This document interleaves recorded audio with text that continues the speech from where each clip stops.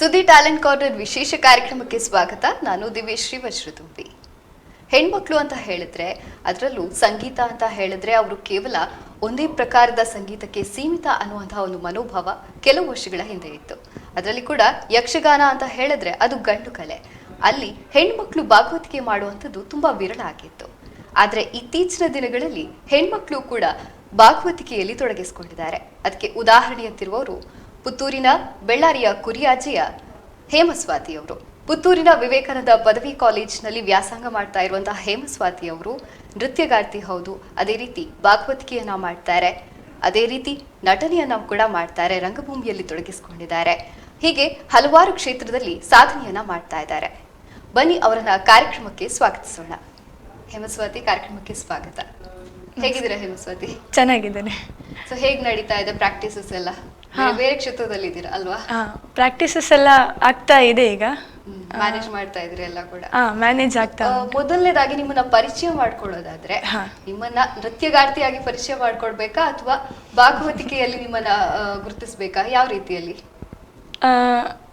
ಎರಡರಲ್ಲೂ ಕೂಡ, ಅಂದ್ರೆ ನೃತ್ಯ ಕೂಡ ಮಾಡ್ತೇನೆ, ಭಾಗವತಿಕೆ ಕೂಡ ಹೇಳ್ತೇನೆ. ಸೊ ನಿಮಗೆ ಯಾವ್ದು ತುಂಬಾ ಖುಷಿ ಆಗುವಂತ? ಖುಷಿ ಅಂದ್ರೆ ಎರಡು ಕೂಡ ಖುಷಿಯೇ. ಯಾವ್ದು ಅಂತ ಎರಡರಲ್ಲಿ ಒಂದು ಪಿಕ್ ಮಾಡ್ಬೇಕು ಅಂತ ಹೇಳಿದ್ರೆ ಯಾವ್ದು ಅಂತ ಆಗುದಿಲ್ಲ. ಇಲ್ಲ. ಸೊ ನಿಮ್ಮ ಈ ಒಂದು ಆಸಕ್ತಿ ಬೇರೆ ಬೇರೆ ಕ್ಷೇತ್ರದಲ್ಲಿ ಇದ್ರ, ಈ ಒಂದು ಆಸಕ್ತಿ ಎಲ್ಲಿಂದ ಪ್ರಾರಂಭ ಆಯ್ತು? ಇವಾಗ ಯಕ್ಷಗಾನದ ಆಸಕ್ತಿ ಎಲ್ಲಿಂದ ಪ್ರಾರಂಭ ಆಯ್ತು? ಪ್ರಾಥಮಿಕ ಹಂತದಲ್ಲೇ ಇತ್ತಾ ಇದು? ಪ್ರಾಥಮಿಕ ಹಂತದಲ್ಲಿ ಅಂದ್ರೆ ನಾನು ಮೊದಲು ಯಕ್ಷಗಾನ ವೇಷ ಮಾಡ್ಲಿಕ್ಕೆ ಪ್ರಾರಂಭಿಸಿದ್ದು. ನಾನು 7ನೇ ತರಗತಿ ಇರುವಾಗ ಯಕ್ಷಗಾನ ನಾಟ್ಯ ಮಾಡ್ಲಿಕ್ಕೆ ಶುರು ಮಾಡಿದೆ. ವಾಸುದೇವರೈ ಬೆಳ್ಳಾರೆ ಅಂತ ಹೇಳುವ ಗುರುಗಳು ಬೆಳ್ಳಾರೆಯಲ್ಲಿ ಅವರು ನೃತ್ಯ ತರಗತಿಯನ್ನು ಪ್ರಾರಂಭಿಸಿದ್ರು. ಸೊ ನಾನು ಅವರ ಹತ್ರ ಫಸ್ಟ್ ನಾಟ್ಯವನ್ನು ಕಲಿತೆ. ಅದಾದ ನಂತರ 9ನೇ ಅವ್ರ ಹತ್ರ ನಾಟ್ಯ ಎಲ್ಲ ಆಯ್ತು. ಅಂದ್ರೆ ಕಲ್ತಾಗ್ಲಿಲ್ಲ, ಯಕ್ಷಗಾನ ಅಂತ ಹೇಳುವಂಥದ್ದೊಂದು ದೊಡ್ಡ ಸಾಗರ. ಸೊ ನಾವು ಅದಲ್ಲಿ ಈಗ ಕಲ್ತದ್ದು ಒಂದು ಬಿಂದು ಅಷ್ಟೇ, ಇನ್ನು ಕಲೀಲಿಕ್ಕೆ ತುಂಬಾ ಇದೆ. ಭಾಗವತಿಕೆಯನ್ನು ನಾನು 9ನೇ ಕ್ಲಾಸಲ್ಲಿ ಭಾಗವತಿಕೆ ಕಲೀಲಿಕ್ಕೆ ಸ್ಟಾರ್ಟ್ ಮಾಡಿದೆ. ಪದ್ಯಾಣ ಗಣಪತಿ ಭಟ್ ಅಂತ ಭಾಗವತರು, ಅವರು ಇತ್ತೀಚೆಗೆ 1 ವರ್ಷದ ಹಿಂದೆ ತೀರ್ಕೊಂಡ್ರು. ಹಾಗೆ ಅವರ ಹತ್ರ ನಾನು ಭಾಗವತಿಕೆಯನ್ನು ಅಭ್ಯಾಸ ಮಾಡ್ತಿದ್ದೆ. ನೀವು ಪ್ರಾಥಮಿಕ ಮತ್ತೆ ಪ್ರೌಢಶಾಲಾ ಶಿಕ್ಷಣವನ್ನು ಎಲ್ಲಿ ಪೂರೈಸಿದ್ರಿ? ಅಲ್ಲಿ ಹೇಗಿತ್ತು ನಿಮ್ಮ ಗುರುಗಳ ಒಂದು ಪ್ರೋತ್ಸಾಹ ಹೇಗಿತ್ತು, ಅಲ್ಲಿಯ ಶಿಕ್ಷಕರದ್ದು? ಅಂದ್ರೆ ನಾನು ಪ್ರಾಥಮಿಕ ಶಿಕ್ಷಣ ಮಾಡಿದ್ದು ಪ್ರಗತಿ ಆಂಗ್ಲ ಮಾಧ್ಯಮ ಶಾಲೆ ಕಾಣಿಯೂರಲ್ಲಿ. LKG ಇಂದ 7th ಸ್ಟ್ಯಾಂಡರ್ಡ್ ತನಕ ಅಲ್ಲಿ ಪ್ರಗತಿಗೆ ಹೋದೆ. ಅದಾದ ನಂತರ 8th 9th 10th Bellare government school, ಈಗ ಅದು ಕರ್ನಾಟಕ ಪಬ್ಲಿಕ್ ಸ್ಕೂಲ್ ಅಂತ ಆಗಿದೆ. ಸೊ ಅಲ್ಲಿ ಮಾಡಿದೆ. ಪ್ರೈಮರಿಯಿಂದ ಕೂಡ ನನ್ನ ಟೀಚರ್ಸ್ ಎಲ್ಲ ಕೂಡ ನನ್ನ ಈ ಕಲ್ಚರಲ್ ಆಕ್ಟಿವಿಟೀಸಿಗೆ ಅಂದರೆ ಎಜುಕೇಷನ್ಗೂ ಸಪೋರ್ಟ್ ಮಾಡ್ತಾ ಇದ್ರು, ಜೊತೆಗೆ ಕಲ್ಚರಲ್ ಆಕ್ಟಿವಿಟೀಸ್ಗೆ ಕೂಡ. ಈಗ ಹೊರಗಡೆ ನಾವು ಕಾಂಪಿಟಿಷನ್ಗೆ ಹೋಗುವಾಗ ಇರ್ಬೋದು, ಪ್ರತಿಯೊಂದು ಕಾಂಪಿಟಿಷನ್ಗೆ ಕೂಡ ಸ್ಕೂಲಿಂದ ಟೀಚರ್ಸ್ ಬಂದು ಕರ್ಕೊಂಡು ಬರ್ತಾ ಇದ್ರು. ಪ್ರೈಮರಿ ಲೆವೆಲಿಂದಲೇ ಅವರು ಕರ್ಕೊಂಡು ಬರ್ತಾ ಇದ್ರು. ಹೈಸ್ಕೂಲಲ್ಲಿಯೂ ಅಷ್ಟೇ. ಅಂದ್ರೆ ಅವರಿಗೆ ಮನೆಯಲ್ಲಿ ಚಿಕ್ಕ ಮಕ್ಕಳು, ಅಂದ್ರೆ ಅವರಿಗೆ ಮಕ್ಕಳಿದ್ರು ಕೂಡ ನಮ್ಮೊಟ್ಟಿಗೆ ಅಂದ್ರೆ ಬೆಳಿಗ್ಗೆಯಿಂದ, ಈಗ ಜಿಲ್ಲಾ ಮಟ್ಟದಲ್ಲಿ ಆಗ್ತಿದ್ರೆ ನಾವು ಬೆಳ್ಳಾರಿಯಲ್ಲಿ ಇರ್ತಿದ್ರು, ಮ್ಯಾಂಗ್ಳೂರಲ್ಲಿ ಎಲ್ಲ ಕಾಂಪಿಟೇಷನ್ಸ್ ಆಗ್ತಾ ಇತ್ತು. ಬೆಳಿಗ್ಗೆನೆ ನಾವು 6 o'clock ಹೋದ್ರೆ ಬರುವಾಗ ನೈಟ್ 9, 10 ಎಲ್ಲ ಆಗ್ತಿತ್ತು. ಆದ್ರೂ ಅವರು ನಮ್ಮ ಜೊತೆ ಬರ್ತಾ ಇದ್ರು, ಮತ್ತೆ ಹೋಗಿ ಪುನಃ ಮನೆಯಲ್ಲಿ ಸಹ ಮ್ಯಾನೇಜ್ ಮಾಡ್ತಾ ಇದ್ರು, ಒಳ್ಳೆ ಸಪೋರ್ಟ್ ಮಾಡ್ತಾ ಇದ್ರು. ಅಂದ್ರೆ ಈಗ ಸ್ಕೂಲ್ ಲೆವೆಲ್ ಅಲ್ಲಿ ಇವಾಗ ಯಕ್ಷಗಾನ ಆರಂಭ ಆದದ್ದು 7th ಸ್ಟ್ಯಾಂಡರ್ಡ್ ಅಂತ ಹೇಳಿದ್ರೆ, ಅದಕ್ಕಿಂತ ಮುಂಚೆ ಬೇರೆ ಯಾವ್ದಾದ್ರು ಆಕ್ಟಿವಿಟೀಸ್ ಅಲ್ಲಿ ತೊಡಗಿಸ್ಕೊಂಡಿದ್ರೆ? ಅಂದ್ರೆ ನಾನು ಮೊದಲು ಸಂಗೀತ ಅಭ್ಯಾಸ ಶುರು ಮಾಡಿದೆ. 1st ಸ್ಟ್ಯಾಂಡರ್ಡ್ ಇಂದ 9th ತನಕ ಸಂಗೀತ ಅಭ್ಯಾಸ ಮಾಡಿದೆ. ಸಂಗೀತವನ್ನು ನಾನು ಫಸ್ಟಿಗೆ ಸುಮತಿ ಅಂತ ಹೇಳುವ ಗುರುಗಳಲ್ಲಿ ಕಲ್ತದ್ದು. ಅವರು ಬೆಳ್ಳಾರಿಯಲ್ಲೇ ಕಲಿಸ್ತಾ ಇದ್ರು. ಅದಾದ ನಂತರ ಅವರು ಬ್ಯಾಂಗ್ಳೂರಿಗೆ ಹೋದ್ರು, ಶಿಫ್ಟ್ ಆಗ್ಬೇಕಾಯ್ತು. ಸೊ ಅದಾದ ನಂತರ ಮಾಲಿನಿ ಅಂತ ಹೇಳುವವರಲ್ಲಿ ನೆಕ್ಸ್ಟ್ ಸಂಗೀತ ಅಭ್ಯಾಸವನ್ನು ಮಾಡಿದೆ. ಅವರು ಸ್ವಲ್ಪ ಸಮಯದ ನಂತರ ಲೀವ್ ಅಲ್ಲಿದ್ರು. ಹಾಗೆ ಮತ್ತೆ MT ವೀಣಾ ಅಂತ ಪುತ್ತೂರಲ್ಲಿ ಅಲ್ಲಿ ಪುತ್ತೂರು ನಗರದಲ್ಲಿ ಇರುವವರು. ಸೊ ಅವರ ಹತ್ರ ಜೂನಿಯರ್ ಎಕ್ಸಾಮ್ ಅನ್ನು ಮುಗಿಸ್ಕೊಂಡೆ. ಮತ್ತೆ ಭರತನಾಟ್ಯ ನಾನು 4ನೇ ತರಗತಿಯಲ್ಲಿ ಭರತನಾಟ್ಯವನ್ನು ಕಲೀಲಿಕ್ಕೆ ಶುರು ಮಾಡಿದ್ದು. 6th ವಿದುಷಿ ಯೋಗೀಶ್ವರಿ ಜಯಪ್ರಕಾಶ್ ಅಂತ ಗುರುಗಳು, ಅವರು ಕೂಡ ಬೆಳ್ಳಾರಿಗೆ ಬಂದು ಅಲ್ಲಿ ಕ್ಲಾಸ್ ಮಾಡ್ತಾ ಇದ್ರು. ನಂತರ ಪೋಳ್ಯದಲ್ಲಿ ಅವರ ಮನೆ ಇದ್ದದ್ದು. ಸೊ ನಾನು ಅವರ ಮನೆಗೆ ಹೋಗಿ ನೆಕ್ಸ್ಟ್ ಬೇರೆ ಕ್ಲಾಸಸ್ ಅನ್ನು, ಅಂದ್ರೆ ನೆಕ್ಸ್ಟ್ ಭರತನಾಟ್ಯದಲ್ಲಿ ಬೇರೆ ನಾಟ್ಯಗಳನ್ನು ಕಲೀಲಿಕ್ಕೆ ಹೋಗ್ತಿದ್ದೆ. ಅಲ್ಲಿ ಜೂನಿಯರ್ ಎಕ್ಸಾಮ್ ಮುಗಿಸಿದೆ, ಸೀನಿಯರ್ ಎಕ್ಸಾಮ್ ಅನ್ನು ಕೂಡ 9th ಅಲ್ಲಿ ಮುಗಿಸಿದೆ. ಈಗ ವಿದ್ವತ್ ಎಕ್ಸಾಮಿಗೆ ನೆಕ್ಸ್ಟ್ ಇಯರ್ ಬರಬೇಕು ಅಂತ ಇದ್ದೇನೆ. ಟ್ರೈ ಮಾಡ್ತಾ ಇದ್ದೇನೆ. ಹಾಗೆ ಅಲ್ಲಿ ಕೂಡ ಬೇರೆ ಬೇರೆ ಕಾರ್ಯಕ್ರಮಗಳನ್ನು ಕೊಟ್ಟಿದ್ದೇನೆ ಮೇಡಮ್ನ ಅಂಡರ್. ಈ ಸಂಗೀತದ ಕಡೆಗೆ ಆಸಕ್ತಿ ಹೇಗೆ ಹುಟ್ಕೊಳ್ತು? ಅಂದ್ರೆ ನೀವೇ ತುಂಬಾ ಇಂಟ್ರೆಸ್ಟ್ ಇದ್ದು ಜಾಯಿನ್ ಆದ್ರ ಹೇಗೆ? ಅಂದ್ರೆ ಫಸ್ಟ್ ಸ್ಟ್ಯಾಂಡರ್ಡ್ ಇರುವಾಗ ಚಿಕ್ಕ ಇರುವಾಗ ಎಂತ ಸಹ ಗೊತ್ತಿರ್ಲಿಲ್ಲ ಈ ಕಲೆ ಅಂದ್ರೆ ಎಂತ, ಆಗ ಇಂಟ್ರೆಸ್ಟ್ ಏನು ಇರ್ಲಿಲ್ಲ. ಫಸ್ಟ್ ಅಮ್ಮ ಏನಾದ್ರೂ ಒಂದು ಕಲೆ ಇರ್ಲಿ, ಒಂದು ಕಲ್ಚರಲ್ ಆಕ್ಟಿವಿಟೀಸ್ ಅಲ್ಲಿ ತೊಡಗಿಸ್ಕೊಳ್ಳಿ ಅಂತ ಹೇಳಿ ಸಂಗೀತ ಕ್ಲಾಸಿಗೆ ತಗೊಂಡೋಗಿ ಹಾಕಿದ್ರು. ಫಸ್ಟ್ ಈಗ ಅಷ್ಟು ಇಂಟ್ರೆಸ್ಟ್ ಇರ್ಲಿಲ್ಲ, ಮತ್ತೆ ಮತ್ತೆ ಹಾಡ್ತಾ ಹಾಡ್ತಾ ಇಂಟ್ರೆಸ್ಟ್ ಬಂತು. ತುಂಬಾ ಚೆನ್ನಾಗಿ ಹಾಡ್ತೀರಾ ಅಂತ ನಿಮಗೆ ಗೊತ್ತಾದ್ಮೇಲೆ ಸ್ವಲ್ಪ ಕಾನ್ಫಿಡೆನ್ಸ್ ಬಂತ? ಅದ ನಂತರ ಕಾನ್ಫಿಡೆನ್ಸ್ ಬಂತು. ಭರತನಾಟ್ಯ ಆದ್ರೆ ನನ್ನ ಇಂಟ್ರೆಸ್ಟ್ ಅಲ್ಲಿ ಒಂದು ಫಸ್ಟಿಗೆ ಹೋಗೋಗ್ಲಿ ಡಾನ್ಸ್ ಮಾಡೋದಂತ ಇಂಟ್ರೆಸ್ಟ್ ಇತ್ತು. ಯಾವ ಕ್ಲಾಸ್ ಅಲ್ಲಿ? 4th ಸ್ಟ್ಯಾಂಡರ್ಡ್ ಅಲ್ಲಿ. ಓಕೆ, ಅವಾಗ ಒಂದು ಬೇರೆಯವ್ರು ಡಾನ್ಸ್ ಮಾಡೋದನ್ನ ನೋಡಿ ನಿಮ್ಗೆ ಇಂಟ್ರೆಸ್ಟ್ ಬಂತು. ಆಗ್ಲೂ ಡಾನ್ಸ್ ಅಂದ್ರೆ ಹಾಡೋದಕ್ಕಿಂತಲೂ ಡಾನ್ಸ್ ಈಸಿ ಅಂತ ಅನಿಸ್ತದೆ, ಸ್ವಲ್ಪ ಕುಣಿಯೋದೇ ಆಯ್ತು, ಹಾಗೆ ಇಂಟ್ರೆಸ್ಟ್ ಜಾಸ್ತಿ ಆಯ್ತು.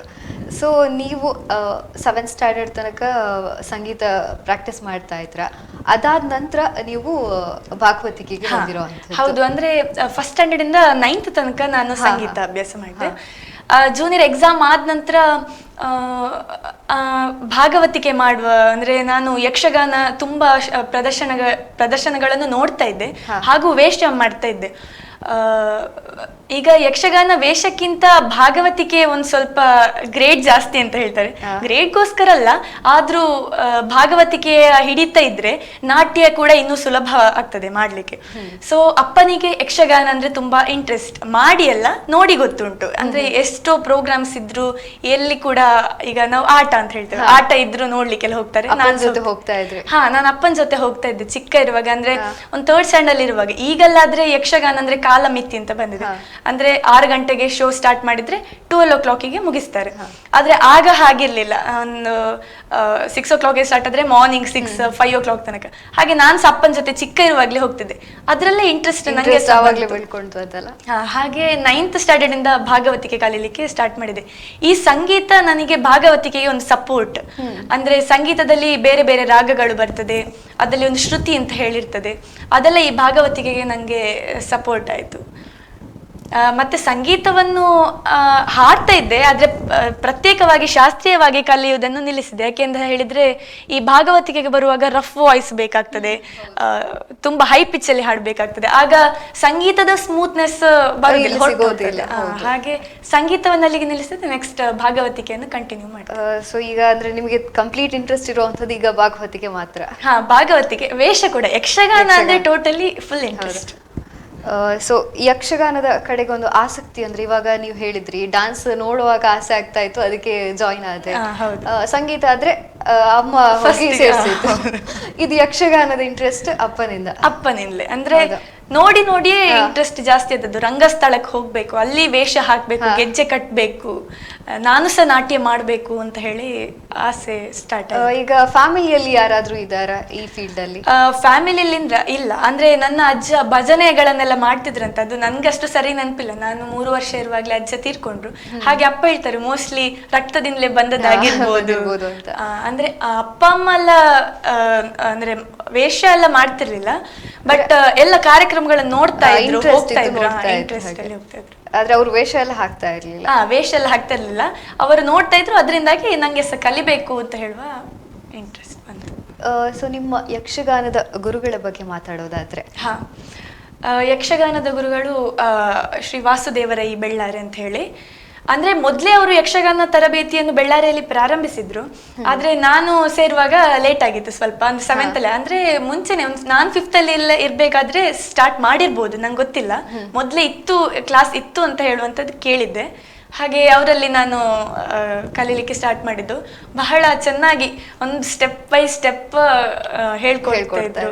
ಮತ್ತೆ ನನ್ನ ಯಕ್ಷಗಾನ ಕಾಂಪಿಟೇಷನ್ಗೆ ಕೂಡ, ಈಗ ನಾನು ಹೈಸ್ಕೂಲಿಗೆ ಬಂದ ನಂತರ ಪ್ರತಿಭಾ ಕಾರಂಜಿಗಳಲ್ಲೆಲ್ಲ ಭಾಗವಹಿಸಿದ್ದೆ ಯಕ್ಷಗಾನದಲ್ಲಿ. ಅದು ಹೈಸ್ಕೂಲಲ್ಲಿ ಪ್ರತಿಭಾ ಕಾರಂಜಿ ಅಂತೆಲ್ಲ ಇತ್ತು. ಸೊ ನನ್ನ ಯಕ್ಷಗಾನಕ್ಕೆ ಸಹ ಅವರೇ ವೇಷ ಕಟ್ಟಿ ಕರ್ಕೊಂಡೋಗಿ ಸ್ಟೇಜಿಗೆ ಕರ್ಕೊಂಡು ಹೋಗ್ತಿದ್ರು. ಈಗ ಭಾಗವತಿಕೆ ಅಂತ ಹೇಳಿದ್ರೆ ಅದಕ್ಕೊಂದು ಸಾಕಷ್ಟು ಪರಿಶ್ರಮ ಬೇಕಾಗಿರುತ್ತೆ. ಯಾಕಂದ್ರೆ ನೀವು ಅಲ್ಲಿ ತನಕ ಒಂದು ಶಾಸ್ತ್ರೀಯ ಸಂಗೀತವನ್ನು ಅಭ್ಯಾಸ ಮಾಡ್ತಾ ಇದ್ದವರು ಸಡನ್ ಆಗಿ ಈ ತರ ಒಂದು ಪ್ರಾಕ್ಟೀಸ್ ಮಾಡ್ಬೇಕಾದ್ರೆ ಒಂದಷ್ಟು ಪರಿಶ್ರಮ ಬೇಕೇ ಬೇಕು. ಆ ಒಂದು ಪ್ರಕ್ರಿಯೆ ಹೇಗಿತ್ತು, ಕಲಿಕೆಯ ಪ್ರಕ್ರಿಯೆ? ಅಂದ್ರೆ ಸಂಗೀತ ಬಿಟ್ಟು ಸಡನ್ ಭಾಗವತಿಕೆಗೆ ಜಂಪ್ ಆಗ್ಬೇಕು ಅಂತ ಹೇಳಿದ್ರೆ ಕಷ್ಟನೇ. ಅದೇ. ಅಂದ್ರೆ ಸ್ಮೂತ್ ವಾಯ್ಸ್ ಅಂದ್ರೆ ರಫ್ ವಾಯ್ಸಿಗೆ ಹೋಗ್ಬೇಕು, ಅಲ್ಲಿ ಎನರ್ಜಿ ತುಂಬಾ ಬೇಕಾಗ್ತದೆ ನಾವು ಭಾಗವತಿಕೆ ಮಾಡುವಾಗ. ಅಂದ್ರೆ ಹೇಳ್ತಾರೆ ಹಾಡುವಾಗ ಗಂಟಲಿಂದ ಹಾಡ್ಬಾರ್ದು, ಹೊಟ್ಟೆಯಿಂದಲೇ ಹಾಡ್ಬೇಕು, ಅಷ್ಟು ಹೈ ಪಿಚ್ ಬೇಕಾಗ್ತದೆ ಅಂತ. ಫಸ್ಟಿಗೆ ಕಷ್ಟ ಅಂತ ಅನಿಸ್ತಿತ್ತು. Practice makes man perfect. ಹಾಗೆ ಪ್ರಾಕ್ಟೀಸ್ ಮಾಡ್ತಾ ಕ್ಯಾಚ್ ಆಯ್ತು. ಓಕೆ, ಸೊ ನಮಗೋಸ್ಕರ ಒಂದು ಹಾಡನ್ನ ಹಾಡಬಹುದಾ? ಹಾ, ಖಂಡಿತ ಹಾಡ್ತೇನೆ. ವೀರ ಹನುಮ ಅಂತ ಹೇಳುವ ಪ್ರಸಂಗ. ಅಂದ್ರೆ ಹನುಮಂತ ಸೀತೆ ಲಂಕೆಯಲ್ಲಿರ್ತಾಳೆ. ಆಗ ಹನುಮಂತ ರಾಮನ ಉಂಗುರವನ್ನು ತಗೊಂಡು ಹೋಗಿ ಸೀತೆಯಲ್ಲಿ ಕೊಟ್ಟಾಗ ಸೀತೆ ರಾಮ ಕ್ಷೇಮವಾಗಿ ಇದ್ದಾರಾ ಅಂತ ಕೇಳುವಂಥದ್ದು. ಕ್ಷೇಮವೇ ಹನುಮ ಅಂತ ಅದೊಂದು ಪದ್ಯ. ಅದಕ್ಕಿಂತ ಮುಂಚೆ ಒಂದು ಭಾಮಿನಿ ಅಂತ, ಯಕ್ಷಗಾನದಲ್ಲಿ ಭಾಮಿನಿ ಅಂತ ಒಂದಿರ್ತದೆ. ಸೊ ಅದನ್ನು ಹೇಳ್ತೇನೆ ನಾನೀಗ. ಎಂದ ರಾಮನ ಮುದ್ರೆಯುಂಗುರವಾ, ಎಂದ ರಾಮನ ಮುದ್ರೆಯುಂಗುರವಾ, ತನ್ನ ಅಂಗೈಯುಳಿಟ್ಟು ಅರ್ಚಿಸಿ ಸೌಂದರ್ಯಾತ್ಮನ ದಿವ್ಯ ಮೂರ್ತಿಯದರೊಳ್ ಕಂಡಂತೆ ಕೊಂಡಾಡುತ್ತೋ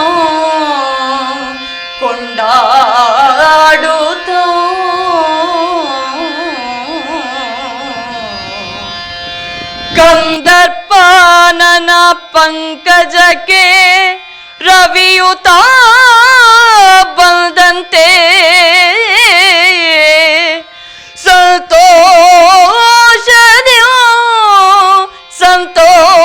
ಸಂತೋಷದ್ಯೋ ಮುಂದಾರಾಮನ ಕ್ಷೇಮ ವಾರ್ತೆಗಳ ಕೇಳುತ್ತ ನಿಂದಿರ್ದಳು ಜಾನಕಿಯು.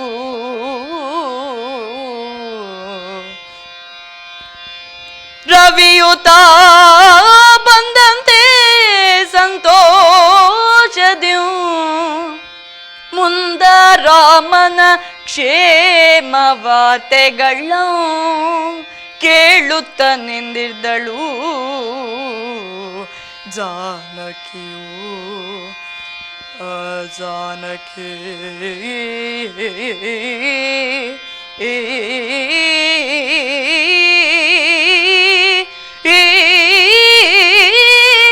ಜಾನಕಿ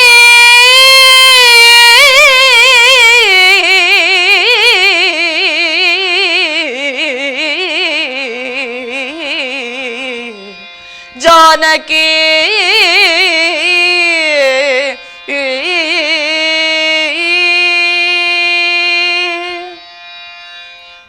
ಇದು ರೇವತಿ ರಾಗದಲ್ಲಿದೆ. ಅಂದ್ರೆ ನನ್ನ ಗುರುಗಳಿಗೂ ಫೇವ್ರೆಟ್ ರಾಗ, ನಂಗೂ ಬಹಳ ಇಷ್ಟವಾದಂತಹ ರಾಗ. ಅದ್ಭುತವಾಗಿತ್ತು, ಕೇಳ್ತಾ ಇರುವಂತ ಅನಿಸ್ತಾ ಇದೆ. ತುಂಬಾನೇ ಚೆನ್ನಾಗಿತ್ತು. ಧನ್ಯವಾದಗಳು.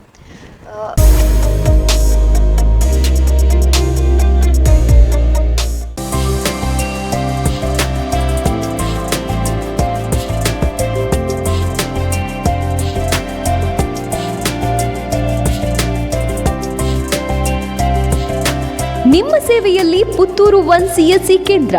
ಇಲ್ಲಿ ವಿದ್ಯಾರ್ಥಿಗಳಿಗೆ ಬೇಕಾದ scholarship, entrance exams, CET, NEET, JEE, banking exams, IAS, KS, competitive ಎಕ್ಸಾಮ್ಸ್ಗಳ ಆನ್ಲೈನ್ ಅಪ್ಲಿಕೇಶನ್ಗಳ ಸೌಲಭ್ಯ, ಜೊತೆಗೆ xerox, print, colour print, project report, photo print ಹಾಗೂ ಜಾತಿ ಮತ್ತು ಆದಾಯ ಪ್ರಮಾಣ ಪತ್ರ ಮಾಡಿಕೊಡಲಾಗುವುದು. SBI ಕಿಯೋಸ್ಕ್ ಬ್ಯಾಂಕ್ ಇಲ್ಲಿ ಅಕೌಂಟ್ ಓಪನಿಂಗ್, ಯಾವುದೇ ಬ್ಯಾಂಕ್ಗೆ money deposit, withdrawal, Aadhaar withdrawals, PhonePe, Google Pay, Paytm facility. ಸಂಪರ್ಕಿಸಿ Puttur 1 KSRTC bus stand building, Puttur. Puttur KSRTC bus ನಿಲ್ದಾಣದ ಎದುರು ಅನಿತಾ ಆಯಿಲ್ ಮಿಲ್ ಬಿಲ್ಡಿಂಗ್ ನಲ್ಲಿರುವ ಪುತ್ತೂರು 1 ಶಾಖೆಯಲ್ಲೂ ಈ ಎಲ್ಲಾ ಸೌಲಭ್ಯಗಳು ಲಭ್ಯ. ಜಾಯಿನ್ ಇಂಡಿಯನ್ ಆರ್ಮಿ, ಮಗಳ defence academy, arm force pre recruitment coaching centre, first army coaching centre in Mangalore, We provide physical training, medical test facilities, written test facilities, hostel facilities. New admission open.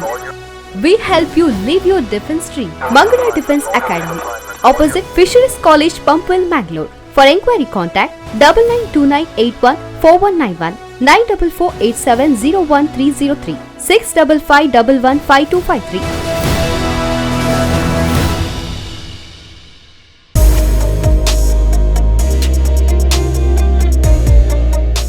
ಈಗ ನೀವು ಕಲಾವಿದೆಯಾಗಿದ್ರು ಅಂದ್ರೆ ನಾಟ್ಯವನ್ನ ಮಾಡ್ತಾ ಇದ್ರಿ. ಭಾಗವತಿಕೆಯ ಕಡೆಗೆ ಯಾವಾಗ ಆಸಕ್ತಿ, ಅಂದ್ರೆ ಸಡನ್ ಆಗಿ ಓಕೆ ನಾನು ಇದನ್ನು ಮಾಡಬೇಕು ಅಂತ ಅನ್ಸಿದ್ ಯಾವಾಗ ನಿಮ್ಗೆ? ಅದೇ 7th ಇಂದ ಅದೇ ಯಕ್ಷಗಾನ ನಾಟ್ಯವನ್ನು ಮಾಡ್ತಿದ್ದೆ. ಅಂದ್ರೆ ಫಸ್ಟಿಗೆ ನಂಗೆ ನಾಟ್ಯಕ್ಕೂ ಅಷ್ಟು ಗ್ರಿಪ್ ಸಿಕ್ಲಿಲ್ಲ. ಅಂದ್ರೆ ಎಲ್ಲರೂ ಹೇಳ್ತಾರೆ ಚಂಡೆ ಮದ್ಲೆ ಅಥವಾ ಭಾಗವತಿಕೆಯ ಗ್ರಿಪ್ ಅಂದ್ರೆ ತಾಳದ ಹಿಡಿತ ಇಲ್ಲದಿದ್ರೆ ನಾಟ್ಯ ಮಾಡ್ಲಿಕ್ಕೆ ಅಷ್ಟು ಸುಲಭವಾಗಿ ಬರುದಿಲ್ಲ ಅಂತ ಹೇಳಿ. ಅದಕ್ಕೋಸ್ಕರ ಭಾಗವತಿಕೆ ಕಲಿತ್ರೆ ಇನ್ನೂ ಒಂದು ಒಳ್ಳೇದಾಗ್ತದೆ, ಈಸಿ ಆಗ್ತದೆ, ನಾಟ್ಯಕ್ಕೂ ಸುಲಭ ಆಗ್ತದೆ ಅಂತ ಹೇಳಿ 9ನೇ ತರಗತಿಯಲ್ಲಿ ಭಾಗವತಿಕೆಯನ್ನು ಪ್ರಾರಂಭಿಸಿದೆ. ಅಂದು ಭಾಗವತಿಕೆ ಮಾಡಿದ್ರೆ ಮತ್ತೆ ಫುಲ್ ಮೇಳದ ಹಿಡಿತ ಕೂಡ ಭಾಗವತರ ಕೈಯಲ್ಲೇ ಇರ್ತದೆ. ಅಂದ್ರೆ ಒಂದು ಆಟ ಮುಂದೆ ಹೋಗ್ಬೇಕು ಅಂತ ಇದ್ರೆ ಅದಕ್ಕೆ ಮೇನ್ ಕಾರಣ ಭಾಗವತರಾಗ್ತಾರೆ. ಸೊ ಅಂತ ಭಾಗವತಿಕೆಯನ್ನು ಕಲಿಬೇಕು ಅಂತ ಹೇಳುವ ಆಸೆ ಇತ್ತು. ಮತ್ತೆ ನಾನ್ ಕಲಿಯುವ ಕಾಲಕ್ಕೆ ಮಹಿಳೆಯರು ಭಾಗವತರು ಅಂತ ಬಹಳ ಕಡಿಮೆ ಜನ ಇದ್ರು. ಅಂದ್ರೆ ಕಾವ್ಯಶ್ರೀ ಅಜ್ಜಿಯರು, ಅಮೃತಾಡಿಗ ಇಂಥವರೇ ಇದ್ರು. ಅವರನ್ನು ನೋಡಿ ನಾನು ಸಹ ಒಂದು ಭಾಗವತೆ ಆಗ್ಬೇಕು ಅಂತ ಹೇಳಿ ಒಬ್ಬರು ಇಡೀ ನಮ್ಮ ಯಕ್ಷಲೋಕದಲ್ಲಿ ಗಾನ ಗಂಧರ್ವ ಅಂತ ಅನ್ಸ್ಕೊಂಡ ಪದ್ಯಾಣ ಗಣಪತಿ ಭಟ್ ಅವ್ರ ಹತ್ರ ಕಲೀಲಿಕ್ಕೆ ಶುರು ಮಾಡಿದ್ವಿ. ಅಲ್ಲಿ ಹೇಗಿತ್ತು ಕಲಿಕೆಯದು ಪ್ರೊಸೀಜರ್ ಹೇಗಿತ್ತು ನಿಮ್ಗೆ? ಅಂದ್ರೆ ಫಸ್ಟ್ ಅವರ ಮನೆಗೆ ಹೋದೆ. ಅಂದ್ರೆ ಅವರು ಮೂಲತಃ ಪದ್ಯಾಣದವರೇ ಆಗಿದ್ರು ಕೂಡ ಅವರ ಮನೆ ಕಲ್ಮಡ್ಕದಲ್ಲಿ ಇದ್ದದ್ದು. ಅಂದ್ರೆ ನಮ್ಮ ಬೆಳ್ಳಾರನ್ನ ಕಲ್ಮಡ್ಕಕ್ಕೆ ಅಷ್ಟೇ ಒಂದು 15ರಿಂದ 20 ನಿಮಿಷ ಇದ್ದದ್ದು. ಸೊ ಅವರ ಮನೆಗೆ ಹೋಗಿ ನಾನು ಅಭ್ಯಾಸ ಮಾಡ್ತಿದ್ರೆ ಅವ್ರು ಹೇಳಿಕೊಡ್ತಿದ್ರು, ಇಂಥ ರಾಗ ಇಂಥ ತಾಳ ಅಂತ ಹೇಳಿಕೊಡ್ತಾ ಇದ್ರು. ಅದನ್ನೇ ಅಭ್ಯಾಸ ಮಾಡ್ತಿದ್ದೆ. ಅಂದ್ರೆ ಯಕ್ಷಗಾನವನ್ನು ಅಭ್ಯಾಸ ಮಾಡುದು ಅಂತ ಹೇಳುದಿಲ್ಲ, ಉರು ಹಾಕುದು ಅಂತ ಹೇಳ್ತಾರೆ. ಉರು ಅನ್ನುವ ಭಾಷೆಯಲ್ಲಿ ಒಂದು ವರ್ಡ್ ಯೂಸ್ ಮಾಡ್ತಾರೆ. ಅಂದ್ರೆ ಕಲಿಯುದು, ಆವಾಗ ಪ್ರಾಕ್ಟೀಸ್ ಮಾಡುದು, ಯಕ್ಷಗಾನವನ್ನು ಅಂದ್ರೆ ಪದ್ಯವನ್ನು ಉರು ಹಾಕುದು ಅಂತ ಹೇಳ್ತಾರೆ. ಹಾಗೆ ಅಲ್ಲಿ ಅವರ ಮನೆಯಲ್ಲಿ ಪ್ರಾಕ್ಟೀಸ್ ಮಾಡ್ತಾ ಇದ್ದೆ. ಮತ್ತೆ ಅವರಿಗೆ ಮೇಳ ಇರ್ತಿತ್ತು, ಅವರು ಹನುಮಗಿರಿ ಮೇಳದ ಭಾಗವತರಾಗಿದ್ರು. ಹಾಗೆ ಅವರಿಗೆ ಮೇಳ ಇರ್ತಿರುವಾಗ ಪ್ರಾಕ್ಟೀಸ್ ಇರ್ತಿರ್ಲಿಲ್ಲ. ಯಾವಾಗ ಮೇಳಕ್ಕೆ ರಜೆ ಸಿಕ್ತಿತ್ತು ಆಗ ಪ್ರಾಕ್ಟೀಸ್ ಮಾಡಿಸ್ತಾ ಇದ್ರು. ಮತ್ತೆ ಅವರ ಮನೆಯಲ್ಲಿ ಪ್ರಾಕ್ಟೀಸ್ ಮಾಡಿಸ್ತಾ ಇದ್ರು. ಮತ್ತೆ ಕೆಲವೊಂದು ಸಲ ಅವರು ಯಕ್ಷಗಾನಕ್ಕೆ ಹಾಡ್ಲಿಕ್ಕೆ ಹೋಗುವಾಗ ನನ್ನ ಮನೆಗೆ ಬಂದು ಪದ್ಯವನ್ನು ಹೇಳಿಕೊಟ್ಟು ಹೋಗ್ತಾ ಇದ್ರು. ನೀವು ಈವರೆಗೆ ಯಕ್ಷಗಾನದಲ್ಲಿ ಇವಾಗ ಭಾಗವತಿಕೆಯಲ್ಲಿ ತೊಡಗಿಸಿಕೊಂಡ ನಂತರ ಎಷ್ಟು ಪ್ರದರ್ಶನಗಳನ್ನ ನೀಡಿದ್ದೀರಾ? ಭಾಗವತಿಕೆಯಲ್ಲಿ ಎಷ್ಟು ಪ್ರದರ್ಶನಗಳನ್ನ ನೀಡಿದ್ದೀರಾ? ಭಾಗವತಿಕೆ ಅಂದ್ರೆ ಒಂದು 50ರಿಂದ 70 ಕೊಟ್ಟಿದ್ದೀರಾ ಅಷ್ಟೇ. ಅಂದ್ರೆ ಇನ್ನೂ ಕೂಡ ನಾನು ಒಂದು ಯಕ್ಷಗಾನ ಶೋಯಿಗೆ ಹೇಳುವಷ್ಟು ಇನ್ನೂ ಅಂದ್ರೆ ಪ್ರಾಕ್ಟೀಸ್ ಆಗ್ತಾ ಉಂಟು. ಆದ್ರೆ ಒಂದು ಗಾನ ವೈಭವ ಅಥವಾ ತಾಳಮದ್ದಳೆ ಅಂತ ಅಭ್ಯಾಸ. ಇನ್ನು ನಾಟ್ಯದ ವಿಷಯ ಬಂದ್ರೆ ಒಟ್ಟಾರೆ ನಾಟ್ಯದ ವಿಷಯ ಬಂದ್ರೆ ಒಂದು 200ರಿಂದ 300 ಪ್ರದರ್ಶನಗಳನ್ನು ಕೊಟ್ಟಿರ್ಬೋದು. ಇದರ ಜೊತೆಗೆ ನಿಮಗೆ ನಟನೆಯ ಕಡೆಗೆ ಅಂದ್ರೆ ರಂಗಭೂಮಿಯ ಒಂದು ನಂಟು ಕೂಡ ಇದೆ ಅಂತ ಕೇಳ್ಪಟ್ವಿ. ಹಾಗಾಗಿ ಇದರ ಒಂದು ಕಲಿಕೆ ಯಾವ ರೀತಿ ಇತ್ತು? ಅಂದ್ರೆ ರಂಗಭೂಮಿ ಅಂದ್ರೆ ನಾವು ಅದೇ ಹೈಸ್ಕೂಲ್ ಅಲ್ಲಿ ಇರ್ತಿರುವಾಗ ಅಲ್ಲಿ ಕಾಂಪಿಟೇಷನ್ಸ್ ಎಲ್ಲ ಜಾಸ್ತಿ ಈ ನಾಟಕೋತ್ಸವ ಅಥವಾ ಪ್ರತಿಭಾ ಕಾರಂಜಿ ಅಂತದೆಲ್ಲ. ಯಕ್ಷಗಾನ ಹೇಗೂ ಮಾಡ್ತಿದ್ದ ಕಾರಣ ಅಭಿನಯದ ಹಿಡಿತ ಅಲ್ಲಿ ಒಂದು ಸ್ವಲ್ಪ ಇತ್ತು. ಹಾಗೆ ಸ್ಕೂಲಲ್ಲಿ ಕೇಳಿದ್ರು ಯಾರು ನಾಟಕಕ್ಕೆ ಹೆಸರು ಕೊಡ್ತೀರಾ, ಸುಮ್ನೆ ಹೀಗೆ ಹೆಸರು ಕೊಟ್ಟದ್ದು. ಹೋದ ನಂತರ ನಮಗೆ ಕೃಷ್ಣಪ್ಪ ಬಂಬಿಲ್ಲ ಅಂತ ಹೇಳುವವರು ನಾಟಕ ಅಲ್ಲಿ ಕಲಿಸ್ತಾ ಇದ್ರು. ಮತ್ತೆ ಸುಳ್ಯದಿಂದ ಪ್ರಕಾಶ್ ಮೂಡಿತಾಯ ಅಂತ ಹೇಳಿ ಅವರು ಸಹ ನಾಟಕ ಕಲಿಸ್ಲಿಕ್ಕೆ ಬರ್ತಿದ್ರು. ಹಾಗೆ ಅಲ್ಲಿ ಹಲವು ಬೇರೆ ಬೇರೆ ಕಾಂಪಿಟೇಷನ್ಸಿಗೆ ಹೋಗಿ ನಾಟಕಗಳನ್ನು ಮಾಡೋದಾಗಿರ್ಬೋದು. ಹೀಗೆ ನಾಟಕದ ಒಲವು ಅಲ್ಲಿ ಸಹ ಮೂಡಿತ್ತು. ಅಂದ್ರೆ ಹೈಸ್ಕೂಲಲ್ಲಿ ಇರುವಾಗ. ಈಗ ಸ್ಕೂಲ್ ಲೆವೆಲ್ ಅಲ್ಲಿ ಇರುವಾಗ ಬೇರೆ ಬೇರೆ ಒಂದು ಕ್ಷೇತ್ರದಲ್ಲಿ ತೊಡಗಿಸ್ಕೊಂಡಿರ್ತೀರಾ. ಹಾಗಾಗಿ ಯಾವ ಬೇರೆ ಇವಾಗ ನೃತ್ಯ ನಾಟಕ ಹೊರತುಪಡಿಸಿ ಬೇರೆ ಯಾವ ಕ್ಷೇತ್ರದಲ್ಲಿ ತೊಡಗಿಸ್ಕೊಂಡಿದ್ರಿ? ಅಂದ್ರೆ ಈಗ ನಾಟಕ ಈ ಯಕ್ಷಗಾನ ಎಲ್ಲ ಬಿಟ್ಟು ಸುಮ್ನೆ ಹಾಬೀಸ್ ತರ ಮನೆಯಲ್ಲಿ ಪೇಂಟಿಂಗ್ಸ್ ಮಾಡ್ತಾ ಇದ್ರೆ. ಅಂದ್ರೆ ನಾನು ಕ್ಲಾಸಸ್ಸಿಗೆಲ್ಲ ಹೋಗ್ಲಿಲ್ಲ. ಈ ನಮ್ಮ ಕೋವಿಡ್ ಕೊರೋನಾ ಬಂತಲ್ಲ, ಅದಾದ ನಂತರ ತುಂಬಾ ಲಾಂಗ್ ಗ್ಯಾಪ್ ಆಯ್ತು. ನಮಗೆ ಎಲ್ಲಿ ಸಹ ಪ್ರೋಗ್ರಾಮ್ಸ್ ಇರ್ಲಿಲ್ಲ, ಕಲ್ಚರಲ್ಸ್ ಹೊರಗೆ ಹೋಗ್ಲಿಕ್ಕೆ ಆಗ್ತಾ ಇರ್ಲಿಲ್ಲ. ಹೀಗೆ ಮನೆಯಲ್ಲಿ ಪೆನ್ಸಿಲ್ ಇಟ್ಕೊಂಡು ಗೋಡೆಯಲ್ಲೆಲ್ಲ ಡ್ರಾ ಮಾಡ್ಲಿಕ್ಕೆ ಸ್ಟಾರ್ಟ್ ಮಾಡಿದೆ. ಅದಾದ ನಂತರ ವಾಲ್ ಪೇಂಟಿಂಗ್ಸ್, ಹಾಗೆ ರಜೆ ಫುಲ್ ಮನೆಯಲ್ಲಿ ಸಹ ಗೋಡೆಗಳೆಲ್ಲ ಖಾಲಿ ಇತ್ತು. ತೊಂದ್ರೆ ಇಲ್ಲ, ಫಿಲ್ ಮಾಡುವ ಅಂತ. ಮನೇಲಿ ಬೈಲಿಲ್ವಾ? ಇಲ್ಲ, ಟ್ರೈ ಹೇಗಿತ್ತು ಅಲ್ಲಿ? ಹೇಗಾಗಿದೆ ಫೈನಲ್? ಒಂದು ಚೆನ್ನಾಗಿದೆಯಾ? ಚಂದ. ಅಂದ್ರೆ ಫಸ್ಟಿಗೆ ಮನೆಯ ಹಿಂದಿಯ ಗೋಡೆಯಲ್ಲಿ ಮಾಡ್ಲಿಕ್ಕೆ ಸ್ಟಾರ್ಟ್ ಮಾಡಿದ್ರು. ಅಲ್ಲಿ ಚೆನ್ನಾಗಿ ಬಂದ್ರೆ ಮಾತ್ರ ಎದುರುಗಡೆ ಹೋಗುವ, ಚೆನ್ನಾಗಿ ಬರದ್ರೆ ಅಲ್ಲಿಗೆ ಅದನ್ನು ಕ್ಯಾನ್ಸಲ್ ಮಾಡುವ ಅಂತ ಹೇಳಿ. ಹೇಗೂ ಟೈಮ್ ತುಂಬಾ ಇತ್ತು, ಅದಕ್ಕೆ ಒಳ್ಳೆ ಸಪೋರ್ಟ್ ಮಾಡಿದ್ರು ಪೇರೆಂಟ್ಸ್. ಹೌದಾ? ತೊಂದ್ರೆ ಇಲ್ಲ, ಇದು ಸೌಂದರ್ಯ ಮಾಡು ಅಂತ ಹೇಳಿ. ಸೊ ಪೇರೆಂಟ್ಸ್ ಬಗ್ಗೆ ಹೇಳ್ತಾ ಇದ್ರು, ಸಪೋರ್ಟ್ ಮಾಡ್ತಾ ಇದ್ರು ಅಂತ. ಅವರು ಒಂದು ಪರಿಚಯ ಮಾಡ್ಕೊಳ್ಬಹುದಾ ನಮ್ಗೆ? ನನ್ನ ತಂದೆ ಉದಯ್ ಶಂಕರ್ ಭಟ್ ಕುರಿಯಾಜ್ ಅಂತ ಹೇಳಿ, ತಾಯಿ ವಸಂತ ಲಕ್ಷ್ಮಿ. ನನ್ನ ಪ್ರತಿಯೊಂದು, ಈಗ ನಾನು ಒಂದು ಪ್ರೋಗ್ರಾಮಿಗೆ ಹೋಗ್ಬೇಕಿದ್ರೆ ಅಥವಾ ನಾನು ಎಂತಾದ್ರೂ ಒಂದು ಫೀಲ್ಡ್ ಅಲ್ಲಿ ಇರ್ಬೇಕು ಅಂತ ಹೇಳಿದ್ರೆ ಅವರೇ ಮೇನ್ ಕಾರಣ. ಯಾಕೆಂದ್ರೆ ಮನೆಯಲ್ಲಿ ಪೇರೆಂಟ್ಸ್ ಸಪೋರ್ಟ್ ಇಲ್ಲದೆ ನಮ್ಗೆ ಯಾವುದೇ ಒಂದು ಕ್ಷೇತ್ರದಲ್ಲಿ ಮುಂದೆ ಬರ್ಲಿಕ್ಕೆ ಆಗುದಿಲ್ಲ.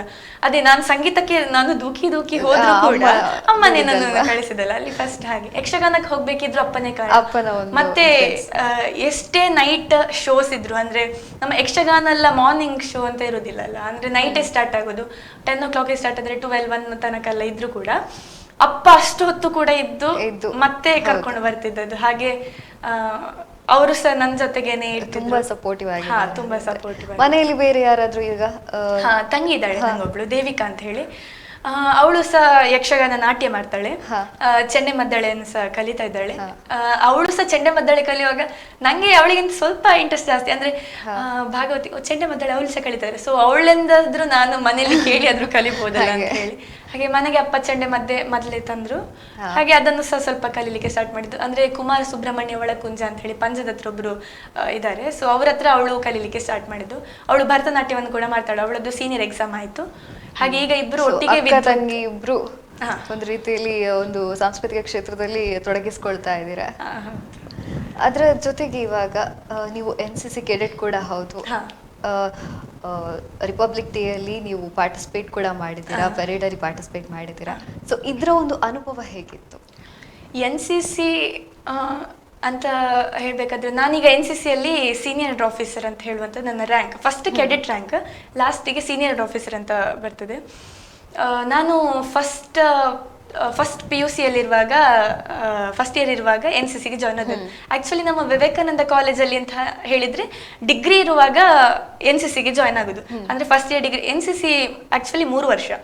So first year degree, second year, third year degree ಆಗುವಾಗ 3 years ಆಗುವಾಗ 3 years NCC ಕಂಪ್ಲೀಟ್ ಆಗ್ತದೆ ಅಂತ ಹೇಳಿ.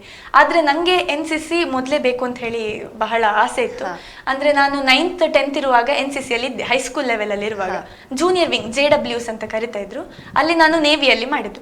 ಸೊ ನನಗೆ ಒಂದು NCC ಇರುವ ಕಾಲೇಜಿಗೆ ಸೇರಬೇಕು, NCC ಕೂಡ ಬೇಕು ಅಂತ ಹೇಳಿ ಸಡನ್, ಅಂದರೆ ಎಜುಕೇಷನ್ ಸಹ ಒಳ್ಳೇದಿರೋದು, NCC ಸಹ ಒಳ್ಳೇದಿರೋ. NCCಗೆ ಅಂದರೆ ವಿವೇಕಾನಂದದ NCC ಅಂತ ಹೇಳಿದರೆ ಒಂದು ತುಂಬ ಹೆಸರಿತ್ತು ಆಗ. ಸೊ ವಿವೇಕಾನಂದಕ್ಕೆ ಜಾಯ್ನ್ ಆದೆ NCCಗೆ ಫಸ್ಟ್ ಇಯರಿಗೆ, ಫಸ್ಟ್ PUC ಯಲ್ಲಿರುವಾಗ. ಹಾಗೆ ಫಸ್ಟ್ PUC ಯಲ್ಲಿದ್ದಾಗ ಸೆಕೆಂಡ್ ಇಯರ್ ಡಿಗ್ರಿಯಲ್ಲಿರುವಾಗ ಪ್ರೀತಿ ಪ್ರಿಯಾ ಅಂತ ಹೇಳಿ ಇಬ್ರು ಟ್ವಿನ್ ಸೀನಿಯರ್ಸ್ ಇದ್ರು. ಹಾಗೆ ಅವರು RDC ರಿಪಬ್ಲಿಕ್ ಡೇ ಪೆರೇಡ್ಗೆ ಹೋದ್ರು. ಅದನ್ನ ನೋಡಿ ನಂಗೆ ಆಸೆ ಇತ್ತು, ನಾನು ಸಹ ಹೋಗ್ಬೇಕು RDC. ಅಲ್ಲಿ ಹೋದ ನಂತರ ನಮ್ಮ ಪ್ರಧಾನಿ ಅವರಂತಹ ಮೋದಿ ಅವರನ್ನು ಭೇಟಿ ಆಗ್ಲಿಕ್ಕೆ ಚಾನ್ಸ್ ಸಿಗ್ತದೆ. ಮತ್ತೆ ಅದೊಂದು ತುಂಬಾ ಇಡೀ NCC ಅಲ್ಲಿ RDC ಅಂತ ಹೇಳುವಂತದ್ದು ಒಂದು ಮೇನ್ ಕ್ಯಾಂಪ್. ಅದರ ನಂತರ ನೆಕ್ಸ್ಟ್ ಏನೂ ಇಲ್ಲ ಅದರಲ್ಲಿ NCC ಅಲ್ಲಿ. ಸೊ ಹಾಗೆ RDC ಕ್ಯಾಂಪ್ ಮಾಡಬೇಕು ಅಂತ ಹೇಳಿ ನಂಗೆ ಸಹ ಒಂದು ಇಂಟ್ರೆಸ್ಟ್ ಬಂತು. ಈ RDC ಕ್ಯಾಂಪ್ ಅಲ್ಲಿ ಡ್ರಿಲ್ ಮತ್ತೆ ಕಲ್ಚರಲ್ಸ್ ಅಂತ ಎರಡು ಇದಿರ್ತದೆ. ನಾನು ಕಲ್ಚರಲ್ಸ್ ಇಲ್ಲಿ ಇದ್ದ ಕಾರಣ ನನಗೆ ಈ RDC ಅನ್ನು ಮುಗಿಸುವ ಹಾಗೆ ಆಯ್ತು. ಹಾಗೆ RDC ಅನ್ನು ಮುಗೀತು. ಅಲ್ಲಿ ಕಲ್ಚರಲ್ಸ್ ಅಂಕಿತಾ ಅಂತ ಹೇಳುವವರು ಮಾಡಿದ್ರು. ಹಾಗೆ ಅವರು ದಿವಸ ನೋಡಿ ನಂಗೆ ಕಲ್ಚರಲ್ಸ್ ಅಲ್ಲಿ ಹೋಗ್ಬೇಕು ಅಂತ ಆಸೆ ಆಯ್ತು. ಸೊ ಅಲ್ಲಿ ಹೋದೆ. ಹಾಗೆ ಅದು RDC ಕಂಪ್ಲೀಟ್ ಅಲ್ಲಿ. ಅಂದ್ರೆ ಈಗ ಸೆಲೆಕ್ಷನ್ ಪ್ರೊಸೆಸ್ ಆಗಿರ್ಬೋದು, ಅಲ್ಲಿ ಹೇಗಿತ್ತು ಟ್ರೈನಿಂಗ್ ಎಲ್ಲ ಹೇಗಿತ್ತು? ಫಸ್ಟ್ ಟ್ರೈನಿಂಗ್ ಅಂದ್ರೆ ನಮ್ದು ಬೆಟಾಲಿಯನ್ ಅಂತ ಬರ್ತದೆ NCC ಬಂದಾಗ. ನಮ್ಮದು ಬೆಟಾಲಿಯನ್ ಮಡಿಕೇರಿ. ಫಸ್ಟ್ ಮಡಿಕೇರಿಯಿಂದ ಸೆಲೆಕ್ಟ್ ಆಗಬೇಕು. ನಾವು ಕಲ್ಚರಲ್ಸಲ್ಲಿ ಹೋಗಬೇಕಿದ್ರು, ಡ್ರಿಲ್ ಮಾಡಲೇಬೇಕಿತ್ತು. ಸೊ ಫಸ್ಟಿಗೆ ಅಲ್ಲಿ ಮಡಿಕೇರಿಯಿಂದ ಸೆಲೆಕ್ಷನ್ ಆಯಿತು. ಮಡಿಕೇರಿ ಆದ ನಂತರ ಮ್ಯಾಂಗ್ಳೂರಲ್ಲಿ ಟೋಟಲ್ 3 ಕ್ಯಾಂಪ್ಸ್ ಇತ್ತು. 10 ಡೇಸ್ದು ಒಂದು ಕ್ಯಾಂಪ್, 10 ಡೇಸ್ದು ಇನ್ನೊಂದು ಕ್ಯಾಂಪ್, 10 ಡೇಸ್ದು ಮತ್ತೊಂದು ಕ್ಯಾಂಪ್. ಈ 10 ಡೇಸಲ್ಲಿ ಸೆಲೆಕ್ಷನ್ ಆಗಿ ಸೊ 3 ಕ್ಯಾಂಪ್ಸ್ ಮೂಡಬಿದ್ರೆ ಆಳ್ವಾಸಲ್ಲಿತ್ತು. ಹಾಗೆ ಅಲ್ಲಿಂದಲೇ ನೆಕ್ಸ್ಟ್ ಡೈರೆಕ್ಟ್ ಬ್ಯಾಂಗ್ಳೂರಿಗೆ ಸೆಲೆಕ್ಟ್ ಆದೆ. ಅಲ್ಲಿ pre RDC 1, pre RDC 2, pre RDC 3 ಅಂತ 10 ಡೇಸ್ ಇದೆ. ಅಲ್ಲಿ ಸಹ ಕ್ಯಾಂಪ್ ಇತ್ತು. ಸೊ ಅಲ್ಲಿ ಸಹ ಕ್ಯಾಂಪನ್ನು ಮುಗಿಸಿ ನೆಕ್ಸ್ಟ್ ಡೆಲ್ಲಿಗೆ ಸೆಲೆಕ್ಟ್ ಆದೆ. ಡೆಲ್ಲಿಯಲ್ಲಿ ಟೋಟಲ್ 42 ಡೇಸ್ ಇತ್ತು ನಮಗೆ. ಅಲ್ಲಿ ಫಸ್ಟಿಗೆ ಹೋದಾಗೆ ನಮಗೆ ಅಲ್ಲಿ ಕಲ್ಚರಲ್ಸ್ ಮಾಡಲಿಕ್ಕೆ ಅಥವಾ ಡ್ರಿಲ್ ಮಾಡಲಿಕ್ಕೆ ಇರೋದಿಲ್ಲ, ಅಂದರೆ ಟ್ರೈನಿಂಗ್ ಆಗಬೇಕು ಅದಕ್ಕೆ. ಇಲ್ಲಿ ಸಹ ಟ್ರೈನಿಂಗ್ ಆಗ್ತದೆ, ಬ್ಯಾಂಗ್ಳೂರಲ್ಲಿ ಸಹ ಟ್ರೈನಿಂಗ್ ಇತ್ತು, ಡೆಲ್ಲಿಯಲ್ಲಿ ಸಹ ಟ್ರೈನಿಂಗ್ ಇತ್ತು. ಸೊ ಅಲ್ಲಿ ಈ NCCಯ ಟ್ರೈನಿಂಗ್ ಅಂದರೆ ತುಂಬ ಕಷ್ಟ, ಹೇಳಲಿಕ್ಕೆ ಸಾಧ್ಯ ಇಲ್ಲ. ಅಂದರೆ ಫುಲ್ ಫಿಸಿಕಲ್ ಟ್ರೈನಿಂಗ್. ಅಂದರೆ ಬೆಳಿಗ್ಗೆ 6 ಗಂಟೆಗೆ ಎದ್ದು ಗ್ರೌಂಡಿಗೆ, 5:30, 6 ಗಂಟೆಗೆ ಎದ್ದು ಗ್ರೌಂಡಿಗೆ ಹೋಗಬೇಕು ಫುಲ್ ಯೂನಿಫಾರ್ಮಲ್ಲಿ. ಗ್ರೌಂಡಿಗೆ ಹೋಗಿ ಅಲ್ಲಿ ಡ್ರಿಲ್ ಮಾಡಿಸ್ತಾರೆ, ಫುಲ್ ಪ್ರಾಕ್ಟೀಸ್. ಅಂದರೆ ನಮಗೆ NCC ಅಂದರೆ ಅಲ್ಲಿ ಡ್ರಿಲ್ ಮಾಡಿಸುವವರು ಆರ್ಮಿಯವರು, ಉಸ್ತಾದ್ ಅಂತ ಹೇಳ್ತೇವೆ ನಾವು ಅವರನ್ನು, ಅವ್ರು ಇರ್ತಾರೆ. ಅಂದರೆ ಫುಲ್ ಟಫ್ ಇರ್ತದೆ, ಪನಿಷ್ಮೆಂಟ್ಸ್. ಅಂದರೆ ನಾನು ಅಲ್ಲಿ ಈ ಬ್ಯಾಂಗ್ಳೂರಲ್ಲಿ ಅಂತೂ ತುಂಬ ಸೆಕೆ ಟೈಮ್, ಆಗ ಫುಲ್ ಬಿಸಿಲಿತ್ತು. BSF ಗ್ರೌಂಡಲ್ಲಿ ನಮಗೆ ಎಳಹಂಕದಲ್ಲಿ BSF ಗ್ರೌಂಡಲ್ಲಿ ಪ್ರಾಕ್ಟೀಸ್ ಇದ್ದಿದ್ದು. ಹೆವಿ ಪ್ರಾಕ್ಟೀಸ್, ಪನಿಷ್ಮೆಂಟ್ಸ್, ಡ್ರಿಲ್ ಆಗ್ತಾನೆ ಇರಲಿಲ್ಲ. ಬೆಳಿಗ್ಗೆ 5:30ಗೆ ಹೋದರೆ 12:30 ತನಕ ಡ್ರಿಲ್. ಅದಾದ ನಂತರ 1 o'clockಗೆ ಕಲ್ಚರಲ್ ಪ್ರಾಕ್ಟೀಸ್. 1ಇಂದ 11 ತನಕ ಕಲ್ಚರಲ್, 11-12 ತನಕ ಕಲ್ಚರಲ್ ಪ್ರಾಕ್ಟೀಸ್. ನಾನು ಕರ್ನಾಟಕ ಆ್ಯಂಡ್ ಗೋವಾ ಡೈರೆಕ್ಟರ್. ನಮ್ಮದು ಡೆಲ್ಲಿಗೆ ಹೋಗಬೇಕಿದ್ರೆ ಒಂದೊಂದು ಟೋಟಲ್ ಇಂಡಿಯಾದಲ್ಲಿ 17 ಡೈರೆಕ್ಟ್ರೇಟ್ಸ್ ಇದೆ. ಅದರಲ್ಲಿ ನಮ್ಮದು ಕರ್ನಾಟಕ ಆ್ಯಂಡ್ ಗೋವಾ ಡೈರೆಕ್ಟ್ರೇಟ್ ಅಂತ ಹೇಳಿ. ಸೊ ಅದರಿಂದ ಟೋಟಲ್ 57 ಮೆಂಬರ್ಸ್ RDCಗೆ ಸೆಲೆಕ್ಟ್ ಆಗ್ತಾರೆ. ಹಾಗೆ ಅದರಲ್ಲಿ ನಾನೊಬ್ಳಾಗಿದ್ದೆ. ಸೊ ನಾನು ಕರ್ನಾಟಕ ಆ್ಯಂಡ್ ಗೋವಾ ಡೈರೆಕ್ಟ್ರೇಟ್ನ ಲೀಡ್ ಸಿಂಗರ್ ಕೂಡ ಆಗಿದ್ದೆ. ಸೊ ಯಾವತ್ತು ಕೂಡ ಬ್ಯಾಂಗ್ಳೂರಲ್ಲಿ ಆಗಿರ್ಬೋದು, ಮಧ್ಯಾಹ್ನ 1ಇಂದ 11-12 ತನಕ daily singing practice. 200 to 300 times daily ಹಾಡಿಸ್ತಾ ಇದ್ರು. ವಾಯ್ಸೇ ಇರ್ತಿಲ್ಲ, ಮನೆಗೆ ಕಾಲ್ ಮಾಡಿ ಮಾತಾಡ್ಲಿಕ್ಕೆ ಕೂಡ ವಾಯ್ಸ್ ಕಷ್ಟ ಆಗ್ತಾ ಇತ್ತು. ಅಷ್ಟು ಆ ಲೆವೆಲ್ಗೆ ಪ್ರಾಕ್ಟೀಸ್. ಅಂದ್ರೆ ನಮಗೆ ಇಲ್ಲಿ ಅಷ್ಟು ಪ್ರಾಕ್ಟೀಸ್ ಮಾಡಿಸದಿದ್ರೆ ಡೆಲ್ಲಿಯಲ್ಲಿ ನಮಗೆ ಅದು ಸಾಧ್ಯ ಇಲ್ಲ. ಅಂದ್ರೆ ಡೆಲ್ಲಿಯಲ್ಲಿ ನಮ್ಮದು ಅಲ್ಲಿ ಹೋದಾಗ ಕ್ಲೈಮೇಟೇ ಚೇಂಜ್. 4 to 3 ಡಿಗ್ರಿ ಎಲ್ಲ ಚಳಿ, ಅಷ್ಟು ಚಳಿ ಇತ್ತು. ಅಲ್ಲಿ ಸಹ ಕೂಡ್ತಾನೆ ಇರಲಿಲ್ಲ. ಅಲ್ಲಿ ಸಹ ಬೆಳಿಗ್ಗೆ ಎದ್ದು ಗ್ರೌಂಡಲ್ಲಿ ಓಡಿಸೋದಾಗಿರ್ಬೋದು, ನಮ್ಮನ್ನು ವಾರ್ಮ್ ಅಪ್ ಮಾಡಿಸೋದಾಗಿರ್ಬೋದು. ಅಂದರೆ ಆ ಚಳಿಗೆ ನಮಗೆ ಡ್ರಿಲ್ ಮಾಡಬೇಕು ಅಂತ ಇದ್ರೆ ನಮ್ಮ ಬಾಡಿ ಬಿಸಿ ಆಗಬೇಕಾಗ್ತದೆ. ಸೊ ಅಲ್ಲಿ ಒಂದಷ್ಟು ಪನಿಷ್ಮೆಂಟ್ಗಳು, ತುಂಬ ಮೆಮೊರೀಸ್ ಕೂಡ ಇದೆ ಇದರ ಜೊತೆ. ಖಾಲಿ ಪನಿಷ್ಮೆಂಟ್ ಮಾತ್ರ ಅಲ್ಲ, ಎಷ್ಟೋ ಮೆಮೊರೀಸ್ಗಳು ಕೂಡ ಇದೆ ಈ RDCಯಲ್ಲಿ. ನಮಗೆ ಅಲ್ಲಿ ಒಂದು ಅಷ್ಟು ಡ್ರಿಲ್ ಮಾಡಿದ ಕಾರಣ ಪ್ರಧಾನಿಯಾದಂತಹ ಶ್ರೀ ನರೇಂದ್ರ ಮೋದಿ ಅವರ ಎದುರು ನಮಗೆ ಡ್ರಿಲ್ ಮಾಡುವಂತಹ ಒಂದು ಅವಕಾಶ ಕೂಡ ಸಿಕ್ಕಿತ್ತು. ಅದೊಂದು ತುಂಬ ಮೆಮೊರೇಬಲ್. ಸೊ ನೀವು ಹೇಳ್ತಾ ಇದ್ರಿ NCCಯಲ್ಲಿ ಈ ರೀತಿಯಾದಂತಹ ಟ್ರೈನಿಂಗ್ಗಳೆಲ್ಲ ಇರುತ್ತೆ, ಈ ರೀತಿಯಾದಂತಹ ಪ್ರೊಸೀಜರ್ಗಳೆಲ್ಲ ಇರುತ್ತೆ ಅಂತ. ಸೊ ಇದರಿಂದಾಗಿ ನಿಮ್ಮ ಲೈಫಲ್ಲಿ ಒಂದು ಡಿಸಿಪ್ಲೈನ್ ಅನ್ನುವಂಥ ಒಂದು ಬಂದಿರುತ್ತೆ ಅಲ್ವಾ? ಎಷ್ಟರ ಮಟ್ಟಿಗೆ ಅದೊಂದು ಚೇಂಜಸ್ ಬಂದಿದೆ ಲೈಫಲ್ಲಿ? ಅಂದರೆ ಈಗ ಫಸ್ಟ್ ಟೈಮ್ ಸೆನ್ಸ್, NCC ಅಂತ ಬಂದರೆ ಟೈಮ್ ಸೆನ್ಸ್. ನಮ್ಮ ವಿವೇಕಾನಂದ ಕಾಲೇಜಲ್ಲಿ ಹೇಗೆ ಅಂತ ಹೇಳಿದರೆ, ಈಗ 8 ಗಂಟೆಗೆ ಫಾಲ್ ಇನ್ ಅಂತ ಹೇಳ್ತಾರೆ. ಫಾಲ್ ಇನ್ ಅಂತ ಹೇಳಿದರೆ ಎಲ್ಲರೂ ಕೂಡ 8 ಗಂಟೆಗೆ ಬಂದು ನೀಟ್ ಯೂನಿಫಾರ್ಮಲ್ಲಿ ರೆಡಿ ಆಗಿರಬೇಕು. ಆದರೆ ನಮ್ಮ ವಿವೇಕ ಎಂತ ಇದ್ರೂ 1/4 ಗಂಟೆ ಮುಂಚೆನೇ ನಾವು ಬಂದಿರ್ತೇವೆ. 1/4 ಗಂಟೆ ಮುಂಚೆ ಅಥವಾ ಅರ್ಧ ಗಂಟೆ ಮುಂಚೆ. 8ಗೆ ಫಾಲ್ ಇನ್ ಅಂತ ಹೇಳಿದರೆ 7:30ಗೆ ಬಂದು ರೆಡಿ ಆಗಬೇಕು ನಾವು.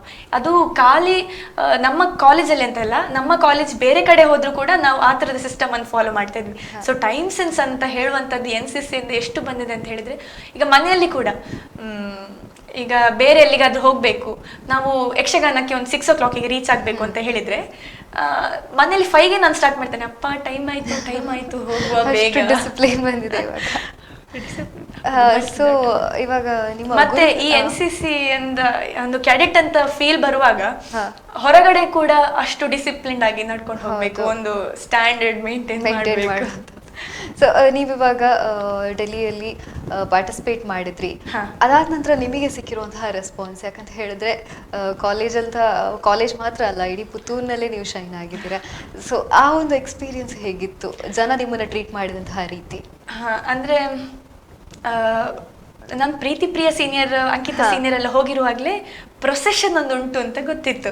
ಪುತ್ತೂರು ಬಸ್ ಸ್ಟ್ಯಾಂಡ್ ಇಂದ ಕಾಲೇಜ್ ತನಕ ಓಪನ್ ಜೀಪ್ ಅಲ್ಲಿ ಕರ್ಕೊಂಡು ಬರ್ತಾರೆ ಅಂತ ಹೇಳಿ ಅದೊಂದು ಬಹಳ ಬಹಳ ದೊಡ್ಡ ಆಸೆ ಇತ್ತು ಫಸ್ಟ್ PUC ಅಲ್ಲಿ ಇರುವಾಗಲೇ ಹಾಗೆ ಬರ್ಬೇಕು ಅಂತ ಹೇಳಿ.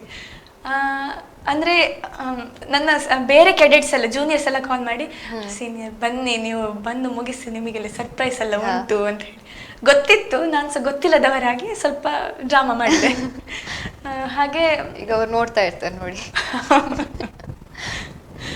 ಹಾಗೆ ಪುತ್ತೂರಿಗೆ ಬಂದ ನಂತರ ಅಲ್ಲಿಂದ ಬೊಕ್ಕೆ ಎಲ್ಲ ಕೊಟ್ರು.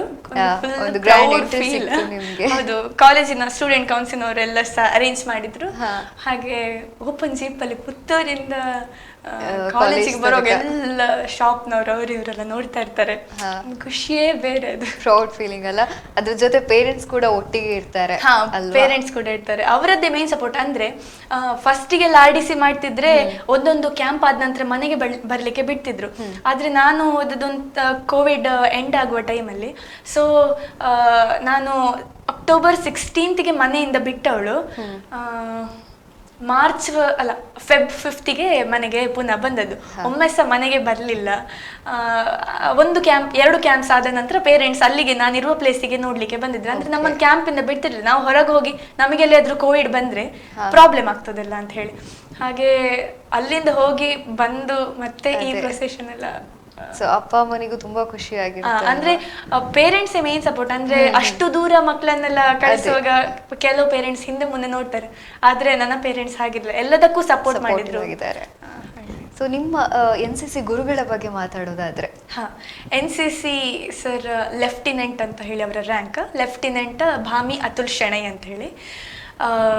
ಈ NCCಗೆ ಅಂದರೆ ನಾನು ಫಸ್ಟ್ ಇಯರ್ ಇರುವಾಗ ಜಾಯ್ನ್ ಆಗಬೇಕು ಅಂತ ಹೇಳಿದರೆ ಮೇನ್ ಕಾರಣವೇ ಅವರು ನನ್ನನ್ನು ಜಾಯ್ನ್ ಮಾಡಿಸಿದ್ರು. ಪ್ರತಿಯೊಂದು ಹಂತದಲ್ಲೂ ನಾನು RDC ಕಂಪ್ಲೀಟ್ ಮಾಡ್ಕೊಂಡು ಹೋದೆ. ಅವರಿಗೂ ಸಹ ಕಾಲ್ ಮಾಡ್ತಿದ್ದೆ, ಅವರು ಸಹ ಒಳ್ಳೆ ಸಪೋರ್ಟ್ ಮಾಡ್ತಾಯಿದ್ರು. ಓಕೆ ಮಾಡು, ಆಗ್ತದೆ, ಕಲ್ಚರಲ್ಸಲ್ಲಿ ಇದ್ದಿ ಅಂತ ಹೇಳಿ ಎಲ್ಲ ಸಪೋರ್ಟ್ ಮಾಡಿದರು. ಮತ್ತೆ ಪ್ರೊಸೆಷನಲ್ಲಿ ಬರುವಾಗ ಅವರು ಸಹ ಇದ್ರು ಜೀಪಲ್ಲಿ, ಅದು ಸಹ ತುಂಬ ಖುಷಿ ಆದದ್ದು, ಸರ್ ಇದ್ರಲ್ಲ ಅಂತ ಹೇಳಿ. ಅಂದರೆ ಫಸ್ಟ್ ನಾವು ಅಲ್ಲಿಂದ ಡೆಲ್ಲಿಯಿಂದ ಬಂದು ಬ್ಯಾಂಗ್ಳೂರಿಗೆ ಬರ್ತೇವೆ, ಬ್ಯಾಂಗ್ಳೂರಿಂದ ಸೀದಾ ನಾವು ಮಡಿಕೇರಿಗೆ ಬಂದದ್ದು. ಫಸ್ಟ್ ನನ್ನಲ್ಲಿ ಅಂದರೆ ಫಸ್ಟ್ ನಾನು ನೋಡಿದ್ದೆ ಸರ್ ಅನ್ನು, ಹಾಗೆ ತುಂಬ ಹೌದು ಖುಷಿ ಆಯಿತು. ಅಂದರೆ ಅವರು ಫುಲ್ ಸಪೋರ್ಟಿವ್ ಆಗಿದ್ರು. ಈಗ ಕೂಡ ಅವರು ಇನ್ನೂ ಮುಂದೆ ಕೂಡ RDCಗೆ ಬಹಳಷ್ಟು ಜನ ಹೋಗಬೇಕು ಅಂತ ಹೇಳಿ ಅವರು ತುಂಬ ಸಪೋರ್ಟ್ ಮಾಡ್ತಾರೆ. ಸೊ ನೀವಿವಾಗ ನಿಮ್ಮ ಜೂನಿಯರ್ಸ್ಗೆ ನೀವು ಏನೋ ಲೀಡ್ ಮಾಡ್ತಾ ಇದ್ದೀರಾ ಅಲ್ವಾ? ಸೊ ಅಲ್ಲಿ ಹೇಗಿರುತ್ತೆ ಇವಾಗ? ಅವರೇ ಕೆಲವೊಬ್ರು ನಿಮ್ಮ ಕ್ಲಾಸ್ಮೇಟ್ಸ್ ಆಗಿರ್ತಾರೆ, ನಿಮ್ಮ ಫ್ರೆಂಡ್ಸ್ ಆಗಿರ್ತಾರೆ, ಅವ್ರನ್ನ ಲೀಡ್ ಮಾಡೋ ಅಂಥದ್ದು, ಅವರಿಗೆ ಪನಿಷ್ಮೆಂಟ್ ಕೊಡೋ ಅಂಥದ್ದು NCC ಟೈಮಲ್ಲಿ ಅದು ಹೇಗಿರುತ್ತೆ? ಅಂದರೆ ಈಗ ನಾನು ಫಸ್ಟ್ ಇಯರ್ ಡಿಗ್ರಿ ಆಗುವಾಗ ಫೈನಲ್ ಇಯರ್ NCC, ಆದರೆ ಫೈನಲ್ ಇಯರ್ ಡಿಗ್ರಿಯಲ್ಲಿರುವವರು ಅವರು ಕೂಡ ಫೈನಲ್ ಇಯರ್ NCC ಅವರೇ. ಅವರೆಲ್ಲ ಆಕ್ಚುಲಿ ನನಗೆ ಕಾಲೇಜಲ್ಲಿ ಅಣ್ಣ ಅಕ್ಕನವ್ರು ಆಗಬೇಕಾಗಿದ್ದು, ಸೀನಿಯರ್ಸ್. ಆದರೆ ಇಲ್ಲಿ NCCಗೆ ಬರುವಾಗ ಅವರೆಲ್ಲರೂ ಕೂಡ ನನಗೆ ಜೂನಿಯರ್ಸ್. ಫಸ್ಟಿಗೆ ಪನಿಷ್ಮೆಂಟ್ ಅಂತ ಹೇಳುವಾಗೆಲ್ಲ ಭಯ ಆಗ್ತಾ ಇತ್ತು, ಬೈಲಿಕ್ಕೂ ಗೊತ್ತಿರಲಿಲ್ಲ. ನನಗೆ ಸೂಪರ್ ಸೀನಿಯರ್ಸ್ ಅಂದರೆ ಒಂದು 5 ಇಯರ್ಸ್ ದೊಡ್ಡ ಸೀನಿಯರ್ಸ್ ಎಲ್ಲ ಬಂದು ಹೇಳ್ತಾ ಇದ್ರು, ಇದು NCC, ನೀನು ಚಿಕ್ಕ ದೊಡ್ಡ ಅಂತ ಹೇಳಿ ಎಲ್ಲ ಎಂತ ಸಹ ಇಲ್ಲ, ಇಲ್ಲಿ ರ್ಯಾಂಕ್ ಇಂಪಾರ್ಟೆಂಟ್ ಆಗ್ತದೆ ಅಂತ. ಸೀನಿಯರ್ ಅಂಡ್ ಆಫೀಸರ್ ಅಂತ ಹೇಳುವಂಥದ್ದು NCCಯಲ್ಲಿ ಹೈಯೆಸ್ಟ್ ರ್ಯಾಂಕ್, ಕೆಡೆಟ್ಗೆ ಕೊಡುವಂಥ ರ್ಯಾಂಕ್. ಹಾಗೆ ಅದೀಗ ನನ್ನ ರ್ಯಾಂಕ್ ಆಗಿದೆ. ಸೊ ಟ್ರೈನಿಂಗ್ ಸಹ ಅಲ್ಲಿ RDCಯಲ್ಲಿ ಹೇಗೆ ಟ್ರೈನಿಂಗ್ ಅವ್ರು ನಮಗೆ ಕೊಡ್ತಾ ಇದ್ರು, ಆ ಥರದ್ದು ಇಲ್ಲಿ ಕೊಡಲಿಕ್ಕೆ ಆಗೋದಿಲ್ಲ ಅಷ್ಟು. ಆದರೂ ಒಂದು ರೇಂಜಿಗೆ ಪನಿಷ್ಮೆಂಟ್ಸ್ ಎಲ್ಲ ಕೊಡ್ಬೋದು. ಫ್ರೆಂಡ್ಸ್ ಕೂಡ ಇರ್ತಾರೆ, ಆದ್ರೂ ಎಂತ ಮಾಡ್ಲಿಕ್ಕೆ ಆಗೋದಿಲ್ಲ. NCC ಅಂತ ಬಂದ್ರೆ ಅಷ್ಟು ಸ್ಟ್ರಿಕ್ಟ್ ಆಗಿರ್ಬೇಕು, ಟೈಮ್ ಸೆನ್ಸ್ ಡಿಸಿಪ್ಲಿನ್ಡ್ ಆಗಿರ್ಬೇಕು. ಅಂದ್ರೆ ಈಗ NCCಯಲ್ಲಿ ನನ್ನ ತಂಗಿ ಕೂಡ ಇದ್ದಾಳೆ, ಅವಳಿಗೂ ನಮ್ಮ ಪನಿಷ್ಮೆಂಟ್ ಕಂಪ್ಲೇಂಟ್ ಅಂತ ಸ್ವಲ್ಪ ಸ್ವಲ್ಪ ಮಾಡ್ತಾಳೆ, ಪನಿಷ್ಮೆಂಟ್ ಕೊಡ್ತಾಳೆ. ಆದ್ರೂ ಎಂತ ಮಾಡ್ಲಿಕ್ಕೆ ಆಗೋದಿಲ್ಲ. ಒಂದು ಆಸ್ ಅ ಸೀನಿಯರ್ ನಾನಲ್ಲಿ ಸೀನಿಯರ್ ಹೇಗಿರ್ಬೇಕು ಹಾಗೆ ಇರ್ಬೇಕಾಗುತ್ತೆ. ಸೊ ಈಗ ನೀವು NCC ಅದರ ಜೊತೆಗೆ ಭಾಗವತಿಕೆ ಎಲ್ಲದರಲ್ಲೂ ಗುರುತಿಸ್ಕೊಂಡಿದ್ದೀರಾ. ನಿಮ್ಮ ಊರಿನವರು ನಿಮ್ಮನ್ನ ನೋಡುವಂತಹ ರೀತಿ ಹೇಗಿದೆ? ಯಾಕಂತ ಹೇಳಿದ್ರೆ ನೀವೊಂದು ಸೆಲೆಬ್ರಿಟಿ ಅಲ್ವಾ ಈಗ ಊರಲ್ಲಿ? ಸೆಲೆಬ್ರಿಟಿ ಅಂತ ಹೌದು, ಆದ್ರೆ ಆದರೂ ಕಾಮನ್ ಅಂತರವೇ ಇರಬೇಕು ಅಂತ ಹೇಳಿ. ಅಂದರೆ ಎಲ್ಲರಿಗೆ ಸಹ ಊರಿನವರಿಗೆ ಗೊತ್ತುಂಟು, ಹೇಮಸ್ವಾತಿ ಅಂತ ಹೇಳಿದ್ರೆ ಗೊತ್ತುಂಟು ಎಲ್ಲರಿಗೆ ಸಹ. ನನಗೂ ಖುಷಿ ಆಗ್ತದೆ ಎಲ್ಲರ ಜೊತೆ. ಬೆಳ್ಳಾರೆಯಲ್ಲಿ ಅಂದರೆ ಮೊದಲು ಸುಳ್ಯದಲ್ಲಿ ಎಲ್ಲ ಕಡೆ ಸಹ ಗೊತ್ತಿತ್ತು, ಈಗ ಪುತ್ತೂರಲ್ಲಿ ಸಹ ಗೊತ್ತಾಯಿತು. ಅಂದರೆ ಸ್ವಲ್ಪ ಖುಷಿ ಆಗ್ತದೆ ಅವರ ಜೊತೆ ಸಹ ಮಾತಾಡಲಿಕ್ಕೆ. ಅವರದ್ದು ಒಳ್ಳೆ ಸಪೋರ್ಟ್ ಇದೆ. RDC ಹೋಗಿ ಬಂದ ನಂತರ ಈಗ ನಿಮ್ಮ ಬೇರೆ ಬೇರೆ ಕ್ಷೇತ್ರಗಳಿದ್ದಾವೆ, ನೃತ್ಯ ಆಗಿರ್ಬೋದು, ಇವಾಗ NCC ಅಲ್ಲಿ ಇದ್ದೀರಾ, ದೇಶ ಸೇವೆ ಕಡೆ ಕೂಡ ಆಸಕ್ತಿ ಇರ್ಬೋದು, ಅದರ ಜೊತೆಗೆ ನಿಮ್ಮ ಏನು ಯಕ್ಷಗಾನ ಕ್ಷೇತ್ರದಲ್ಲಿ ಭಾಗವತಿಕೆ ಕೂಡ ಇದೆ. ನಿಮಗೆ ಯಾವ ಕ್ಷೇತ್ರದಲ್ಲಿ ಮುಂದೆ ಹೋಗುವಂತಹ ಒಂದು ಆಸಕ್ತಿ ಇದೆ? ಎರಡರಲ್ಲೂ ಹೋಗ್ಬೇಕು ಅಂತ ಆಸೆ ಉಂಟು, ಆದ್ರೆ ಹೋಗ್ಲಿಕ್ಕೆ ಆಗುದಿಲ್ಲ. ಎರಡರಲ್ಲಿ ಒಂದು ಪಿಕ್ ಮಾಡ್ಬೇಕು ಅಂತ ಹೇಳಿದ್ರೆ ನಾನು ಸಾಂಸ್ಕೃತಿಕ ಈ ಯಕ್ಷಗಾನ ಅಂತ ಹೇಳುವಂತದ್ದನ್ನೇ ಆಯ್ಕೆ ಮಾಡ್ತೇನೆ. ಈಗ ಆರ್ಮಿಗೆ ಮುಂದೆ ಹೋದೆ ಅಂತ ಹೇಳಿ ಆದ್ರೆ ನನ್ನ ಸಾಂಸ್ಕೃತಿಕಕ್ಕೆ ಯಾವುದಕ್ಕೂ ಒತ್ತು ಕೊಡ್ಲಿಕ್ಕೆ ಆಗುದಿಲ್ಲ. ದೇಶ ಸೇವೆಯನ್ನು ಮಾಡ್ಬೇಕು ಅಂತ ಹೇಳುವ ಆಸೆ ಇದೆ, ಜೊತೆಗೆ ಈ ಸಾಂಸ್ಕೃತಿಕ ಕಲ್ಚರಲ್ ಆಕ್ಟಿವಿಟೀಸ್ ತುಂಬಾ ಇದೆ ನಿಮಗೆ. ಈಗ ಫಸ್ಟ್ ಇಯರ್ ಡಿಗ್ರಿಯಲ್ಲಿ ಇನ್ನು 2 ವರ್ಷದಲ್ಲಿ ಎಂತ ಬದಲಾವಣೆ ಆಗ್ತದೆ, ಹೇಗೆ ಮೈಂಡ್ ಚೇಂಜ್ ಆಗ್ತದೆ ಅಂತ ಗೊತ್ತಿಲ್ಲ. ಯೋಚನೆಗಳು ಸಾಧ್ಯ. ನಂಗೆ MSc ಮಾಡ್ಬೇಕು ಅಂತ ಆಸೆ ಇದೆ, ನೋಡ್ಬೇಕು. ಈಗ ನೀವು ಬೇರೆ ಬೇರೆ ಕ್ಷೇತ್ರದಲ್ಲಿ ಇದ್ರೆ, ಅದರಲ್ಲಿ ಕೂಡ ಸಾಂಸ್ಕೃತಿಕ ಕ್ಷೇತ್ರದಲ್ಲಿ ಜಾಸ್ತಿ ಇದ್ರೆ, ಹಾಗಾಗಿ ಕಲೆಗೆ ನಿಮಗೆ ಪ್ರೋತ್ಸಾಹ ಹೆಚ್ಚು ಮಟ್ಟಿಗೆ ಸಿಗ್ತಾ ಇದೆಯಾ? ಕಲೆಗೆ ಅಂತ ಹೇಳಿದ್ರೆ ಒಂದು ಪ್ರೋತ್ಸಾಹ ಈಗ ಪುತ್ತೂರಿನಲ್ಲಿ ಯಾವ ಮಟ್ಟಿಗೆ ಸಿಗ್ತಾ ಇದೆ ನಿಮಗೆ? ಪ್ರೋತ್ಸಾಹ ತುಂಬಾನೇ ಸಿಗ್ತಾ ಇದೆ. ಅಂದ್ರೆ ಈಗ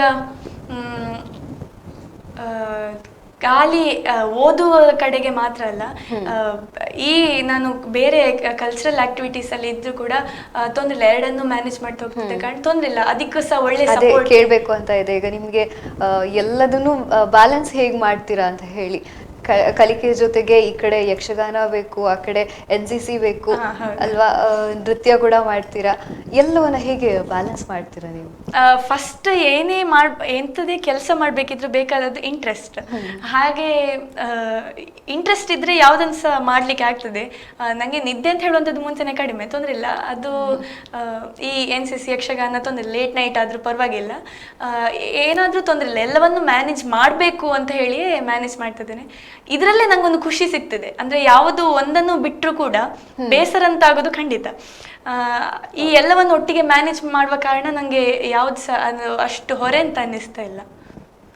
ಸೊ ಹೆಣ್ಣು ಮಕ್ಕಳಿಗೆ ನೀವು ಒಂಥರ ಸ್ಫೂರ್ತಿ ಅಂತ ಹೇಳ್ಬೋದು. NCC, ಇನ್ನೊಂದು ಭಾಗವತಿಕೆ, 2 ವಿಷಯದಲ್ಲಿ. ಹಾಗಾಗಿ ಹೆಣ್ಣು ಮಕ್ಕಳಿಗೆ ವಿಶೇಷವಾಗಿ ಏನಾದ್ರೂ ಹೇಳೋದಿದ್ರೆ, ಒಂದು ಸಜೆಷನ್ಸ್ ಕೊಡೋದಿದ್ರೆ? ಸಜೆಷನ್ ಕೊಡುವಷ್ಟು ದೊಡ್ಡವಳಲ್ಲ, ಆದ್ರೂ ಈ ಕ್ಷೇತ್ರದಲ್ಲಿ ಪರ್ಟಿಕ್ಯುಲರ್ ಆಗಿ ಆಸಕ್ತಿಯನ್ನ ಹೊಂದಿದ್ರೆ, ಅಂದ್ರೆ ಹೆಚ್ಚಿನ ಹೆಣ್ಮಕ್ಳು ಭಯ ಪಡ್ಕೊಳ್ತಾರೆ. ಅಂದ್ರೆ ನಾನು ಕಲ್ಚರಲ್ ಆಕ್ಟಿವಿಟೀಸಿಗೆ ಹೋದ್ರೆ ನನ್ನ ಎಜುಕೇಶನ್ ಎಲ್ಲಿ ಹಾಳಾಗ್ತದೋ, ಅಥವಾ ಖಾಲಿ ಎಜುಕೇಶನ್ ಅಂತಾನೆ ನೋಡ್ತಾರೆ. ಇಲ್ಲ, ಎಂತ ಸಾಗುದಿಲ್ಲ. ಇಂಟ್ರೆಸ್ಟ್ ಅಂತ ಹೇಳುವಂಥದ್ದು ಇದ್ರೆ ಯಾವುದನ್ನು ಬೇಕಾದ್ರೂ ಸಾಧಿಸ್ಬೋದು. ಓದುವುದನ್ನು ಅಂದ್ರೆ ಈಗ ಓದುವಂದ್ರೆ ಖಾಲಿ ಮಾರ್ಕ್ಸ್ ಅಂತ ಹೇಳಿ ಅಲ್ಲ. ಫಸ್ಟ್ ಆಫ್ ಆಲ್ ನಮಗೆ ಎಜುಕೇಶನ್ ಅಲ್ಲಿ ಬೇಕಾಗಿರೋದು ಅಂತ ಹೇಳಿದ್ರೆ ನಾಲೆಜ್. ಫಸ್ಟ್ ನಾಲೆಜ್ ಅನ್ನು ನಾವು ಬೆಳೆಸ್ಕೊಳ್ಬೇಕು, ಮಾರ್ಕ್ಸ್ ನೆಕ್ಸ್ಟ್ ಸೆಕೆಂಡ್ರಿ. ಅದ್ರ ಜೊತೆಗೆ ಕಲ್ಚರಲ್ ಆಕ್ಟಿವಿಟೀಸ್ ಅನ್ನು ಕೂಡ ಮ್ಯಾನೇಜ್ ಮಾಡ್ಕೊಂಡು ಹೋಗ್ಬೋದು ನಿಮ್ಮ ಇಂಟ್ರೆಸ್ಟ್ ಮೇಲೆ ಅಂತ ಹೇಳ್ತೇನೆ. ಸೊ ಕೊನೆಯದಾಗಿ ನಮಗೋಸ್ಕರ ಒಂದು ಹಾಡನ್ನ ಹಾಡಬಹುದಾ? ಶಶಿಪ್ರಭಾ ಪರಿಣಯ ಅಂತ ಹೇಳುವ ಒಂದು ಪ್ರಸಂಗ, ಅದಲ್ಲಿ ಹೆಂಗಸರೇ ಸೈ. ಸೊ ಹೆಂಗಸರು ಗಂಡಸರ ಜೊತೆ ಯುದ್ಧ ಎಲ್ಲ ಮಾಡ್ತಾರೆ. ನಮ್ಮ ಹೆಂಗಸರ ರಾಜ್ಯಕ್ಕೆ ಯಾಕೆ ನೀವು ಬಂದದ್ದು ಅಂತ ಹೇಳಿ ಯುದ್ಧವನ್ನು ಮಾಡ್ತಾರೆ. ಆಗ ಈ ಹುಡುಗ ಅಂದ್ರೆ ಗಂಡಸರ ಮತ್ತು ಹೆಂಗಸರ ನಡುವೆ ಯುದ್ಧ ಆಗ್ತದೆ. ಅದರಲ್ಲಿ ಅಣ್ಣ ಒಬ್ಬ ಬಂದು ತಮ್ಮ ಹತ್ರ ಹೇಳುದು, ಯಾಕೆ ಇಷ್ಟು ಯುದ್ಧವನ್ನು ಮಾಡ್ತಿದ್ಯಾ, ಸ್ವಲ್ಪ ತಾಳ್ಮೆಯನ್ನು ತಾಳು, ಸರಳ ತೊಡಬೇಡ ಅಂತ ಹೇಳಿ. ಸಾಮ ಅಂತ ಹೇಳುವ ರಾಗದಲ್ಲಿದೆ, ಇದು ಭಾಮಿನಿ ಆಗಿದೆ. ಸರಳ ತೊಡಬೇಡ ಅಕಟ, ಸರಳ ತೊಡಬೇಡ ಕಟ, ನಮ್ಮನು ಶರಣೆನುತ ಮೊರೆ ಹೊಕ್ಕ ನಾರಿಯ, ನಮ್ಮನು ಶರಣೆನುತ ಮೊರೆ ಹೊಕ್ಕ ನಾರಿಯ,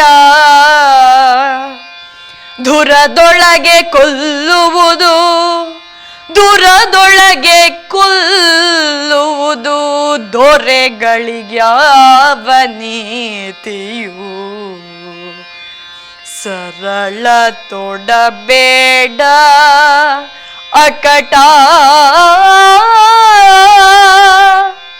ಸರಳ ತೊಡಬೇಡ ತಮ್ಮ.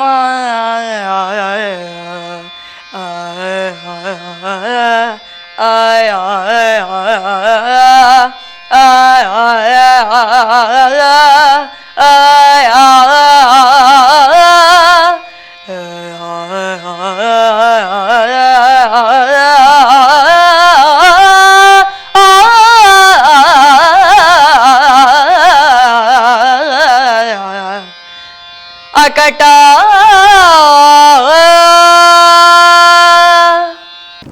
Thank you so much Hema. So ನಿಮ್ಮ ಒಂದು ಮುಂದಿನ ಏನು ಯೋಚನೆಗಳಿದೆ ಅದು ಎಲ್ಲದು ಸಾಕಾರ ಆಗಲಿ ಅಂತ ಹೇಳ್ತಾ, ನೋಡಿದ್ರಲ್ಲ ವೀಕ್ಷಕರೇ, ಕರಾವಳಿಯ ಹೆಮ್ಮೆಯ ಒಂದು ಕಲೆಯನ್ನ ಹೆಣ್ಣು ಮಕ್ಕಳು ಕೂಡ ಭಾಗವತಿಕೆಯ ಮೂಲಕ ಪ್ರದರ್ಶಿಸ್ತಾ ಇದ್ದಾರೆ. ಇಂತಹ ಹೆಣ್ಣು ಮಕ್ಕಳಿಗೆ ಇನ್ನಷ್ಟು ಪ್ರೋತ್ಸಾಹ ಸಿಗಲಿ, ಹೇಮಸ್ವಾತಿಯವರಂತಹ ಪ್ರತಿಭೆಗಳು ಇನ್ನಷ್ಟು ಬೆಳಕಿಗೆ ಬರಲಿ ಅಂತ ಹೇಳ್ತಾ, ಇದು ಈ ಹೊತ್ತಿನ ವಿಶೇಷ. ಕ್ಷಣ ಕ್ಷಣದ ಸುದ್ದಿಗಾಗಿ ನೋಡ್ತಾ ಇರಿ ಸುದ್ದಿ ನ್ಯೂಸ್ ಪುತ್ತೂರು.